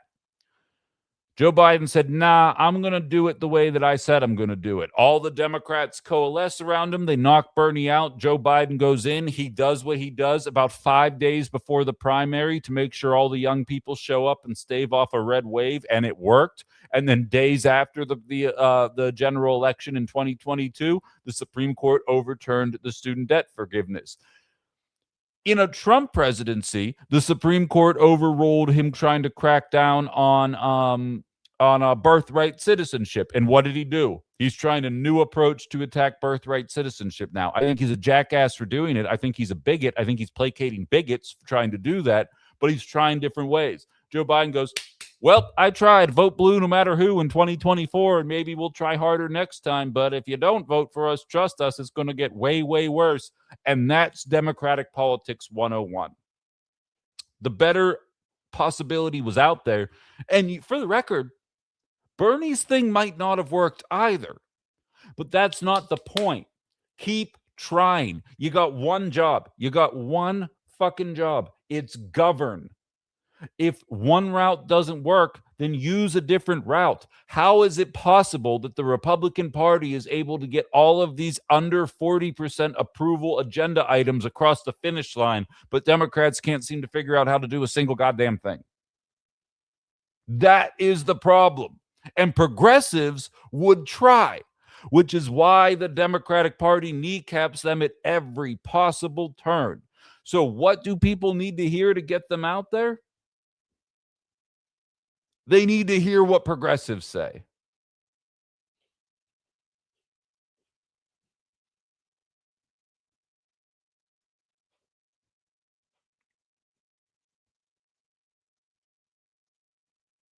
I'm coming out. I want the world. I don't know what I said that got you saying that, but I dig it, Adam. Ben, I know that you haven't been here long, but a lot of us grew up in Wisconsin that built the machines that moved America. 1,000%. The only way to truly curb inflation is to control government spending. You can't create a couple trip per year in money and not have inflation. Well, no, that doesn't help either. But the fact of the matter is, Stevie, is that almost all of our debt and deficit has been accrued post-Reagan. We created Social Security. We created Medicare. We created Medicaid. We created the infrastructure that we have here. We did all of these things, and the debt and deficit never ballooned. The reason the debt and deficit ballooned is we have fought illegal war after illegal war, and we keep cutting our own revenue sources in the name of making 19 people incredibly wealthy while fucking over the rest of us. So I'm not going to buy into this. I'm not saying that that's necessarily what you are saying, but I am not going to buy into this. It's Medicare and Medicaid holding us back. There's fraud in there that I'm absolutely willing to crack down on, not just from the people perspective, but from the Medicare Advantage perspective, the Rick Scott perspective, and a number of other perspectives as well. But I do not buy into the idea. Believe you me, the second Republicans take the beating they're about to get in November, and in my opinion, ultimately end up losing the presidency, Ron Johnson's going to remember real fucking quick that he's a fiscal conservative anytime any kind of social program is run up the flagpole as potentially being voted for by the Democratic Party, while he is voting to cut taxes for billionaires and while he is voting to allow this illegal war to continue. But the fact is, social spending is not that big of an issue relative to the corruption, waste, fraud, and abuse in our military industrial complex, our pharmaceutical industrial complex, our agricultural industrial complex. Fill in the blank of the industrial complex that you think is screwing us over the most, and you are probably right.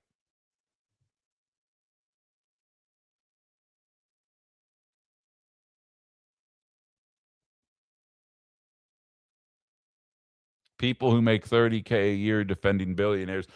Eljo, I had a friend of mine working in radio, not to get into what radio people make, but it's not a lot of money. Like, I was doing well. I'm not crying poverty, but like, I wasn't loaded. You know, I have several investments that allow me to live the life that I am able to live and be financially comfortable, not loaded, but comfortable. And we would be talking. And again, this person never conceptualized that I was a lefty. She'd always be like, you're a moderate, you're a centrist. Like, that's why I like you, because even though we don't agree on everything, you're just so level-headed and you're in between both sides. I'm like, I'm not. I'm very obviously to the left of everything. And then once she caught on to that, she's like, I already pay enough in taxes. I'm not trying to pay more in taxes. And I was like, nobody's coming after a radio DJ for more money. I promise you, there's not a single leftist when they're talking about taxing people more that is talking about people working in radio or in the entertainment industry, whether that be in hotels, restaurants, sporting venues, whatever the situation is. Nobody's talking about you.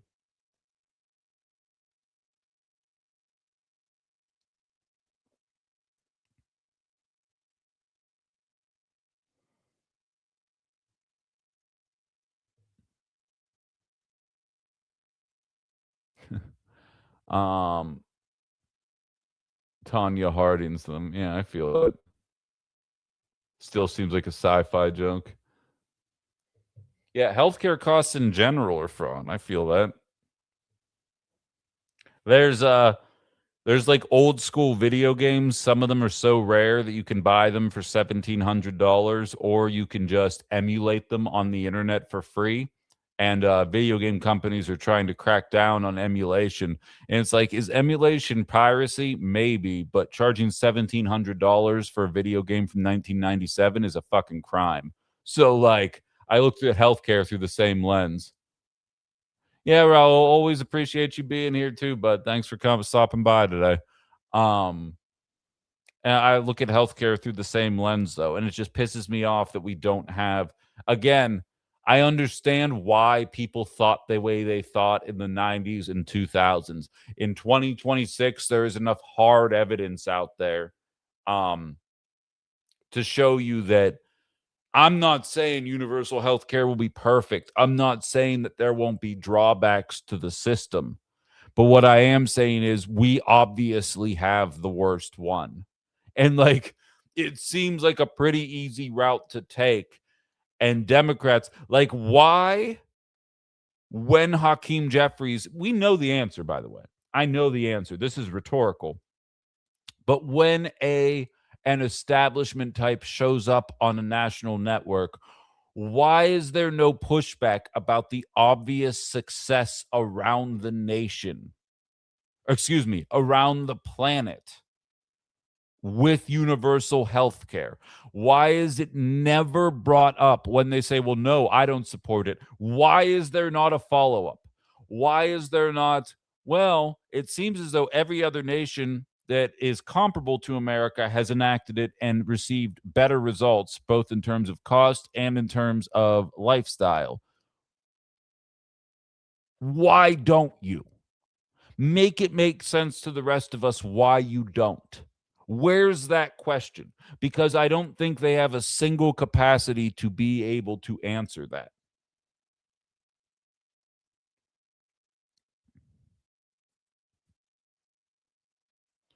What has capitalism and corporate healthcare systems been doing for anyone, including MAGA? Nothing. Nothing. But all you need is to tell MAGA that Medicare for all means that trans people will get access to surgeries on your dollar and they will lose all capacity to think for themselves. I've seen it live action. I would have MAGAs call my show regularly that would make sense. And the second you say the T word, it's like a Manchurian candidate. They snap into attention. They're like, ban the trans, lose track of everything else. I don't know if you guys saw my post from Friday, but in Texas, they've literally boiled it down to they're coming to trans your kids. For those of you that used to listen to me on that little radio station, I used to throw on a Southern drawl. I'd be like, the Democrats are coming to trans your kids, to mock them. And now Texas is literally saying James Tellerico is going to trans your kids. No extra content, no nothing. Just the line. That's how, for some reason, we don't get Medicare for all. That's why we don't get taxes on wealthy people. Well, when I said global solidarity says you got to talk about it and repeat their message, that's actually so I was mentioning this in a circle of politically minded friends of mine at an event that I was at recently. I don't have that kind of discipline, and in some ways I don't respect it at all, and in other ways I'm like, but this is how you win elections. If you're getting into media to win elections and not to inform people, what the right wingers do is very impressive. They will get a story. I could tell you a story every day this week about Donald Trump calling people that think like me some kind of awful name. And every single time MAGA will go, well, do you remember when Hillary Clinton called us all a basket of deplorables? They will hang on to one story from 10 years ago, and their media infrastructure will talk about it nonstop. Day in, day out, half of every hour will go to some stupid bullshit story. Like we even talked about the departure from Afghanistan during Friday's show. And every single day, they talked about $5 billion worth of equipment being left in Afghanistan. And they talked about the soldiers that lost their lives during the departure and the way that the Taliban took over immediately. How often do you think they're talking about the American soldiers that lost their life as a result of Donald Trump making a bunch of stupid decisions to do so? In fact, here's Fox News's mentions of gas prices during the Biden years and during the Trump years. And this kind of sums it up all there too. It's a matter of messaging discipline and understanding that right wingers are way better at it. And like, unfortunately, I'm never going to get that good at it.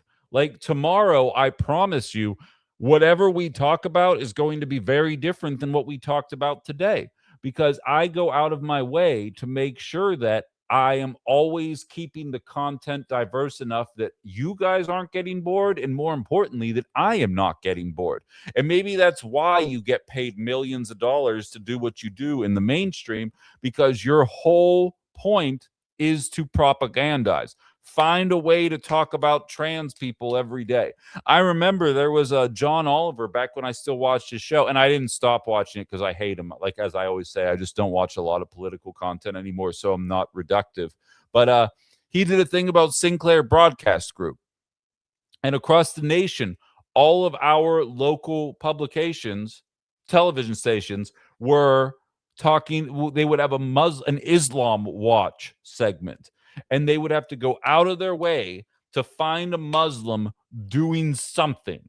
And like other times, I remember like it was yesterday, because the way that John Oliver ran with it, he's like, oh, this just in an Islam watch, Kareem Abdul-Jabbar sneezes, because the stuff that he was showing people was just like a Muslim family playing at a beach in California. Like they weren't even doing anything. It's just that they were there.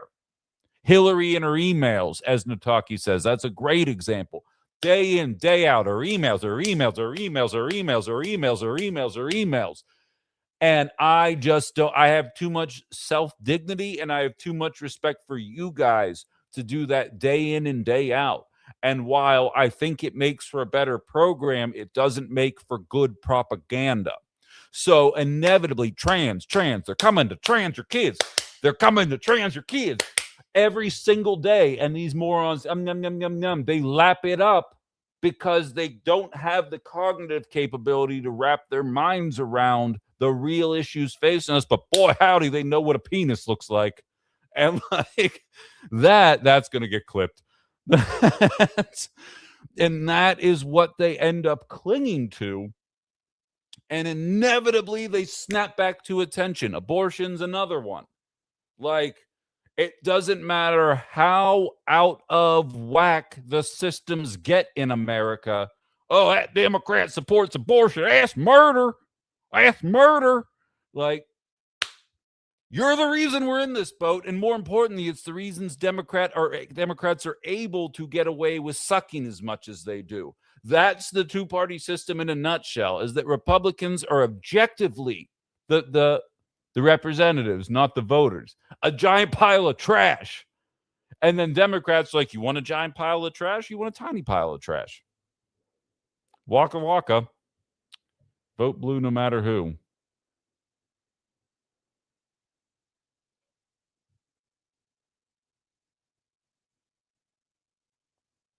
Tellerico is nowhere near left enough to push LGBTQ policies. What are but like CKK? Here's the thing: what the fuck are LGBTQ policies? Like genuinely, outside of the sports conversation, outside of the 9 fucking trans people that want to play women's sports, what the fuck are LGBTQ policies? Like that's my point. There aren't any. Like, it's just a matter of Democrats don't want to stone a trans person when they come out of the closet. And apparently that's not going far enough.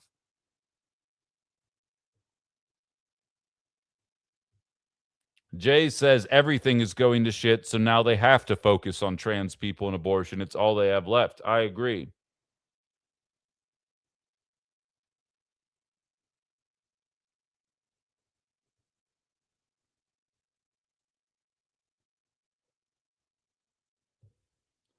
I remember many of us laughed when Hillary said there is a vast right-wing conspiracy to explain many of the attacks on President Clinton.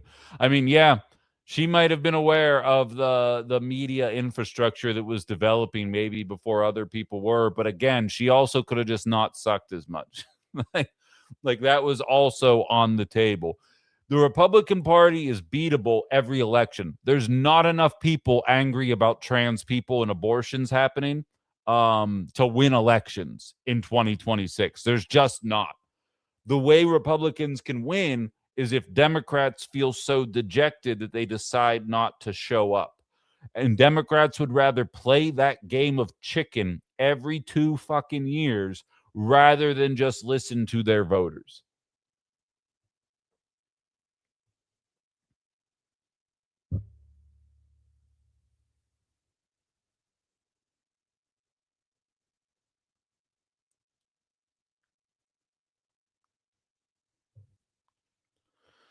I even had, he's a friend of mine. He describes himself as a libertarian, voted for Trump all 3 times. He was on my Wednesday night show, but he said, I don't believe tax dollars should be going to abortions. And like, I got distracted. Like, he was rapid firing dumb talking points at me. So it was hard for me to keep up with everything that he was saying. But,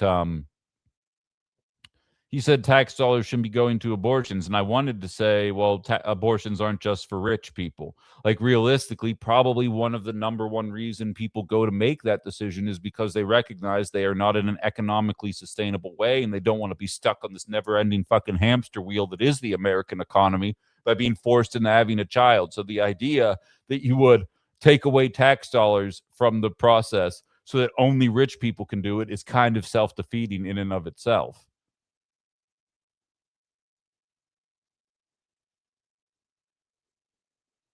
Yeah, Dane.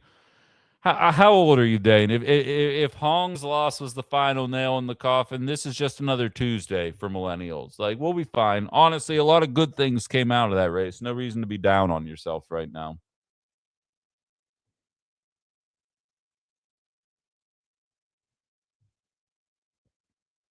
I just...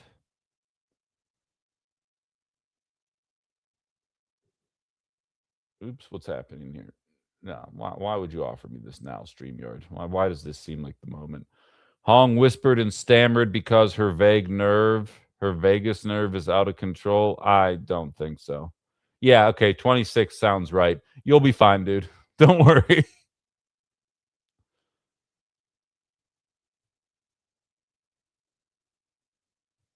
Yeah, all right. I mean, you can trash a candidate. I don't care at all, but it's just like I said, I don't trust anybody who's encouraging people not to vote. Anybody who comes on this show and is encouraging people not to vote, I'm probably going to ignore. I won't encourage you to vote.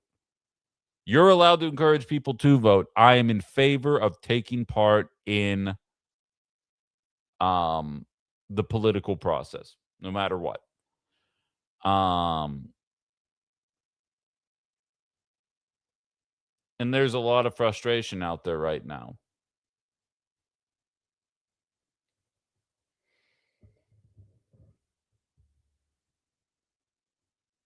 Anybody who didn't vote for Kamala Harris or for Francesca Hong because of how she sounded is a moron, Dane. I'm going to be real with you, man. If that's why you think she lost, I think you might not have your finger on the pulse in a meaningful way. I'm giving you the benefit of the doubt there, so don't push it. I'm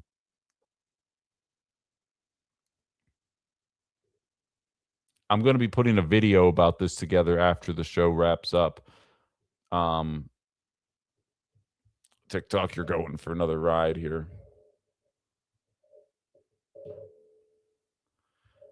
This is what Democrats could run on if they actually intended to make things better. Democrats are told they want to defund the police. There's police at the number one. Hold on, wait, let me make it bigger. Oh, that's as big as it gets, huh? Yeah, okay. They're the defund the police candidates. Well, no, they're not. There's fire, city attorney, housing, which is actually good, but you see where the bulk of the money is going. Why can't we afford better streets? Why can't we afford better general services, sanitation, info technology, public works, street lighting, right? Look at all those on the bottom there. Look how big this line is on the top. Look at these lines on the bottom there. This is what Democrats could run on and walk away with a victory in 2026 and beyond.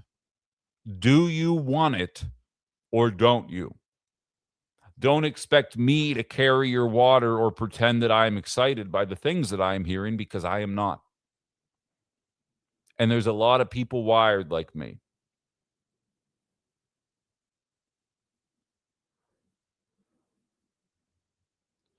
You should make a video reviewing the taste of the Democratic establishment.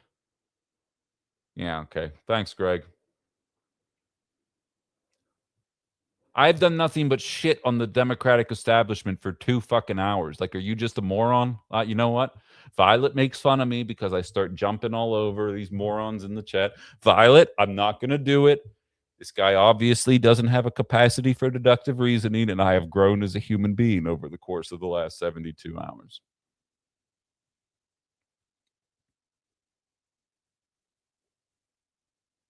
You fall for it every time. I don't. I caught myself. What are you talking about? I caught myself over here whooping an ass. But it's all right.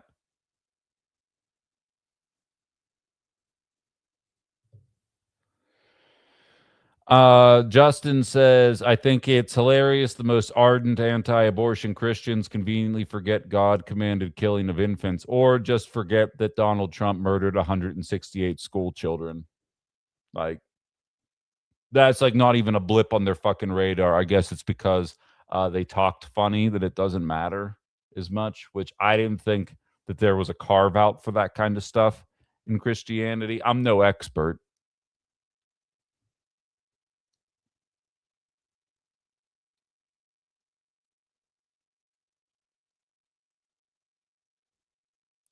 Ecuador says, I'm just not going to vote at all. I'm going to sit back and watch the government fall in on itself so I can point and laugh at the admin.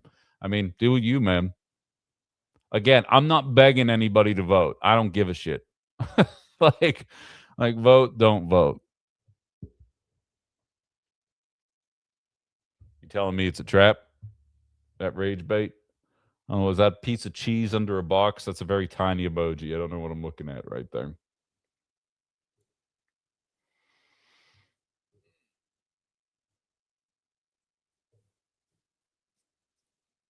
We got to do better. If the Democratic Party is banking on the very flagrant and obvious Trump corruption to be what brings people out, I have terrible news for everybody involved.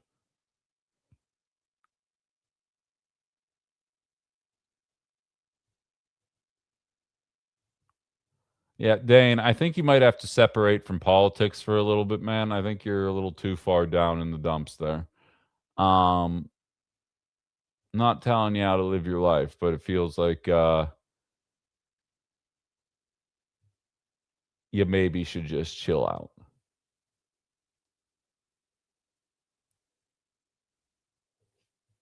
This actually feels like a good place as any. To we were talking about James Tellerico. We're talking about what it says in the Bible. We're talking about all those different elements there. This is a back and forth. They're talking about putting the 10 Commandments on the in every public school in Texas. And Tellerico, who is obviously a devout Christian and is running as such, I believe he's a pastor of sorts, was going toe to toe with one of the Republicans who's trying to get this posted. And I just feel like this is one of those things. This is one of those, you need a nap, Violet. This is one of those, what do they call those timeline cleanses that I think everybody kind of needs from time to time. Before I even do this, you're not allowed to look it up. Nobody's allowed to look it up, and I'll know if you did. What is the fourth commandment? I'll give you guys 30 seconds. I had no idea. I'll be real with you guys. I had no idea. I don't know that I could go past the first one. I live by my own commandments. But what is the fourth commandment? No looking it up, no Googling it. Who knows what any of those are?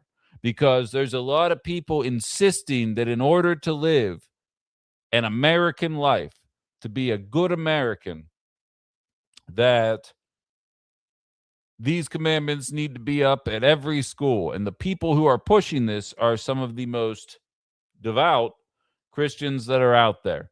What is the fourth commandment? That's against illegal search and seizure. Good work. I almost said amendment, which is funny. But all right, good. I was waiting for somebody to actually know it, and then I was just immediately going to accuse you of cheating. So it's a good thing none of you actually knew it, because I was going to make fun of you anyway. But listen to this. Listen to this, because this is exactly what I think we all need right now. What is the fourth commandment? Keep the Sabbath. Part of keeping the Sabbath holy is not working on the Sabbath. That is, yeah.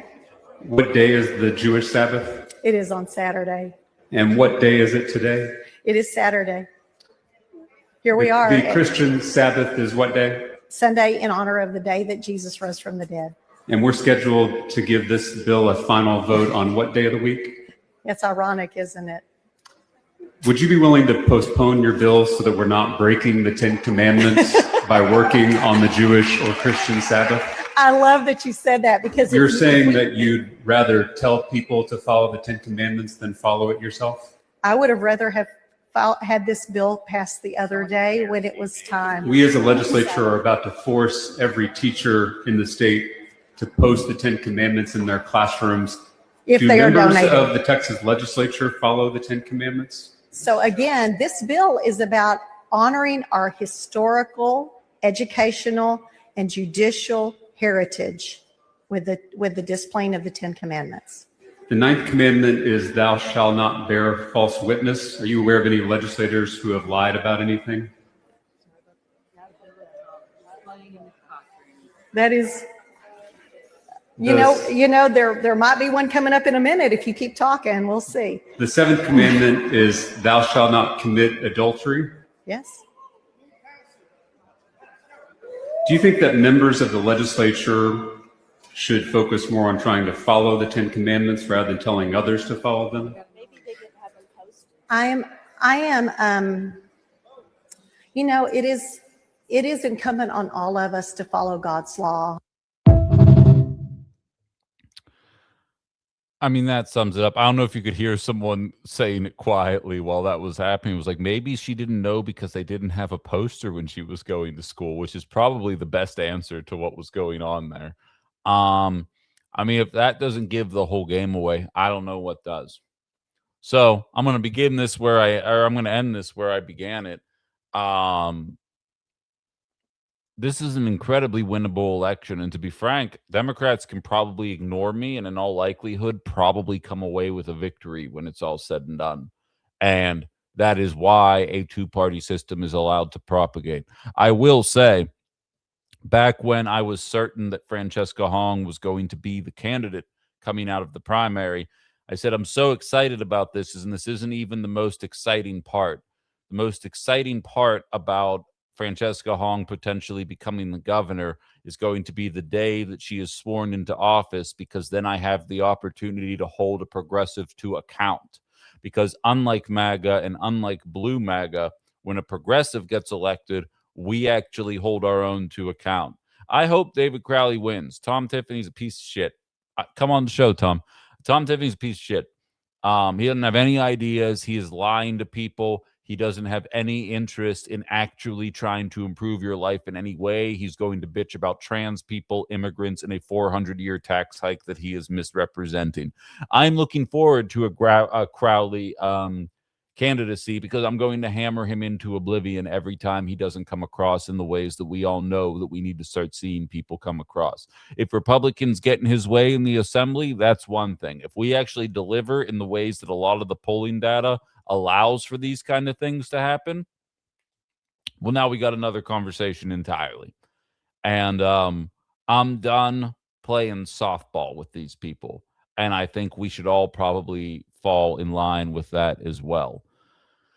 I want to see here. Brian had one last comment, and then I stopped my bike ride, so let's play this daily. And remember, one of the commandments was about swearing, and we are the judge of you being a better human. No, exactly. Was I a fan of Chapo Trap House? I'll be honest with you, Dane. I was not very online during that era. From 2010 to 2018, and realistically, probably until 2022, I just wasn't online. I didn't fuck around on Reddit. I didn't do social media. I wasn't on YouTube. I did this stupid thing where I went out and made money and made friends and was out and socialized. And I thought that all the tech was a fad, and then it turned out that it wasn't.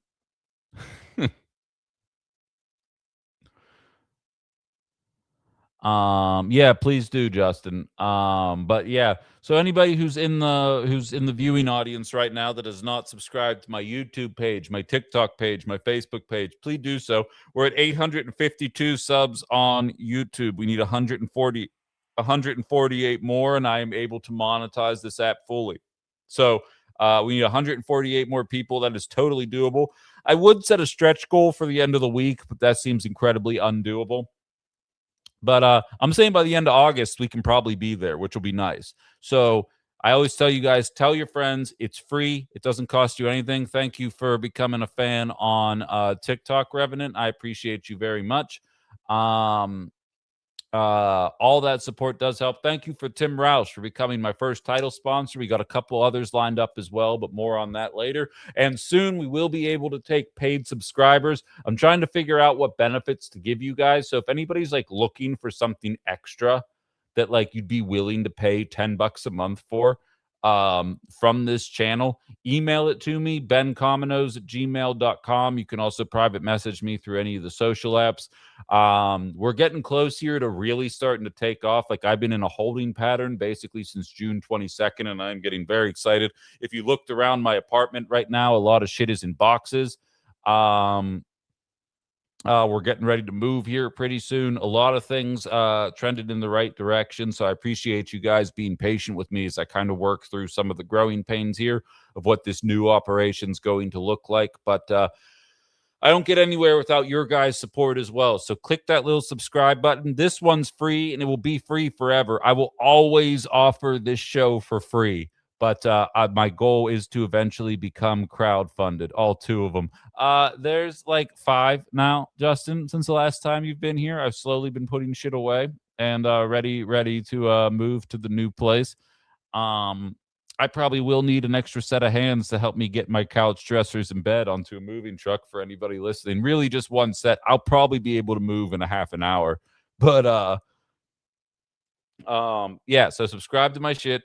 Let me know what type of paid features you guys would be interested in. And thank you, Carl. The Tim Roush studio is going to be way more professional than this one, but I'm still going to have a home studio as well. So all the Marvel stuff is coming with me. And we'll see what that looks like in the long run as well. But thank you so much for being here, guys. Ben After Dark tonight at 7 p.m. We'll be jumping into all the events throughout the course of the day here. A little bit of a tech trial as well, so it might be a little touch and go at the beginning. I'm going to try and add TikTok to StreamYard again. We're going to see if I can figure that out. Yeah, YouTube feels better than Patreon, Justin, because Patreon takes like half of what you get. The percentage split is much better on YouTube. So I think that's I'm ultimately going to put together an email list once this all gets up and running, and that'll be the best way to be able to contribute. But we'll see. I got a lot of irons in the fire, but we can talk about that more as it gets closer. Emphasize the we. Absolutely, global solidarity. I feel that. But thank you very much, guys. Ben After Dark, 7 p.m. And if you subscribe to the Minocqua Brewing Company Substack, my article will be going live tomorrow, basically about what we just talked about all day today. So if you don't already, that's a free subscription as well. You can go ahead and jump on board there, and we'll keep it rolling. Thank you very much, everybody. You have a lovely Monday.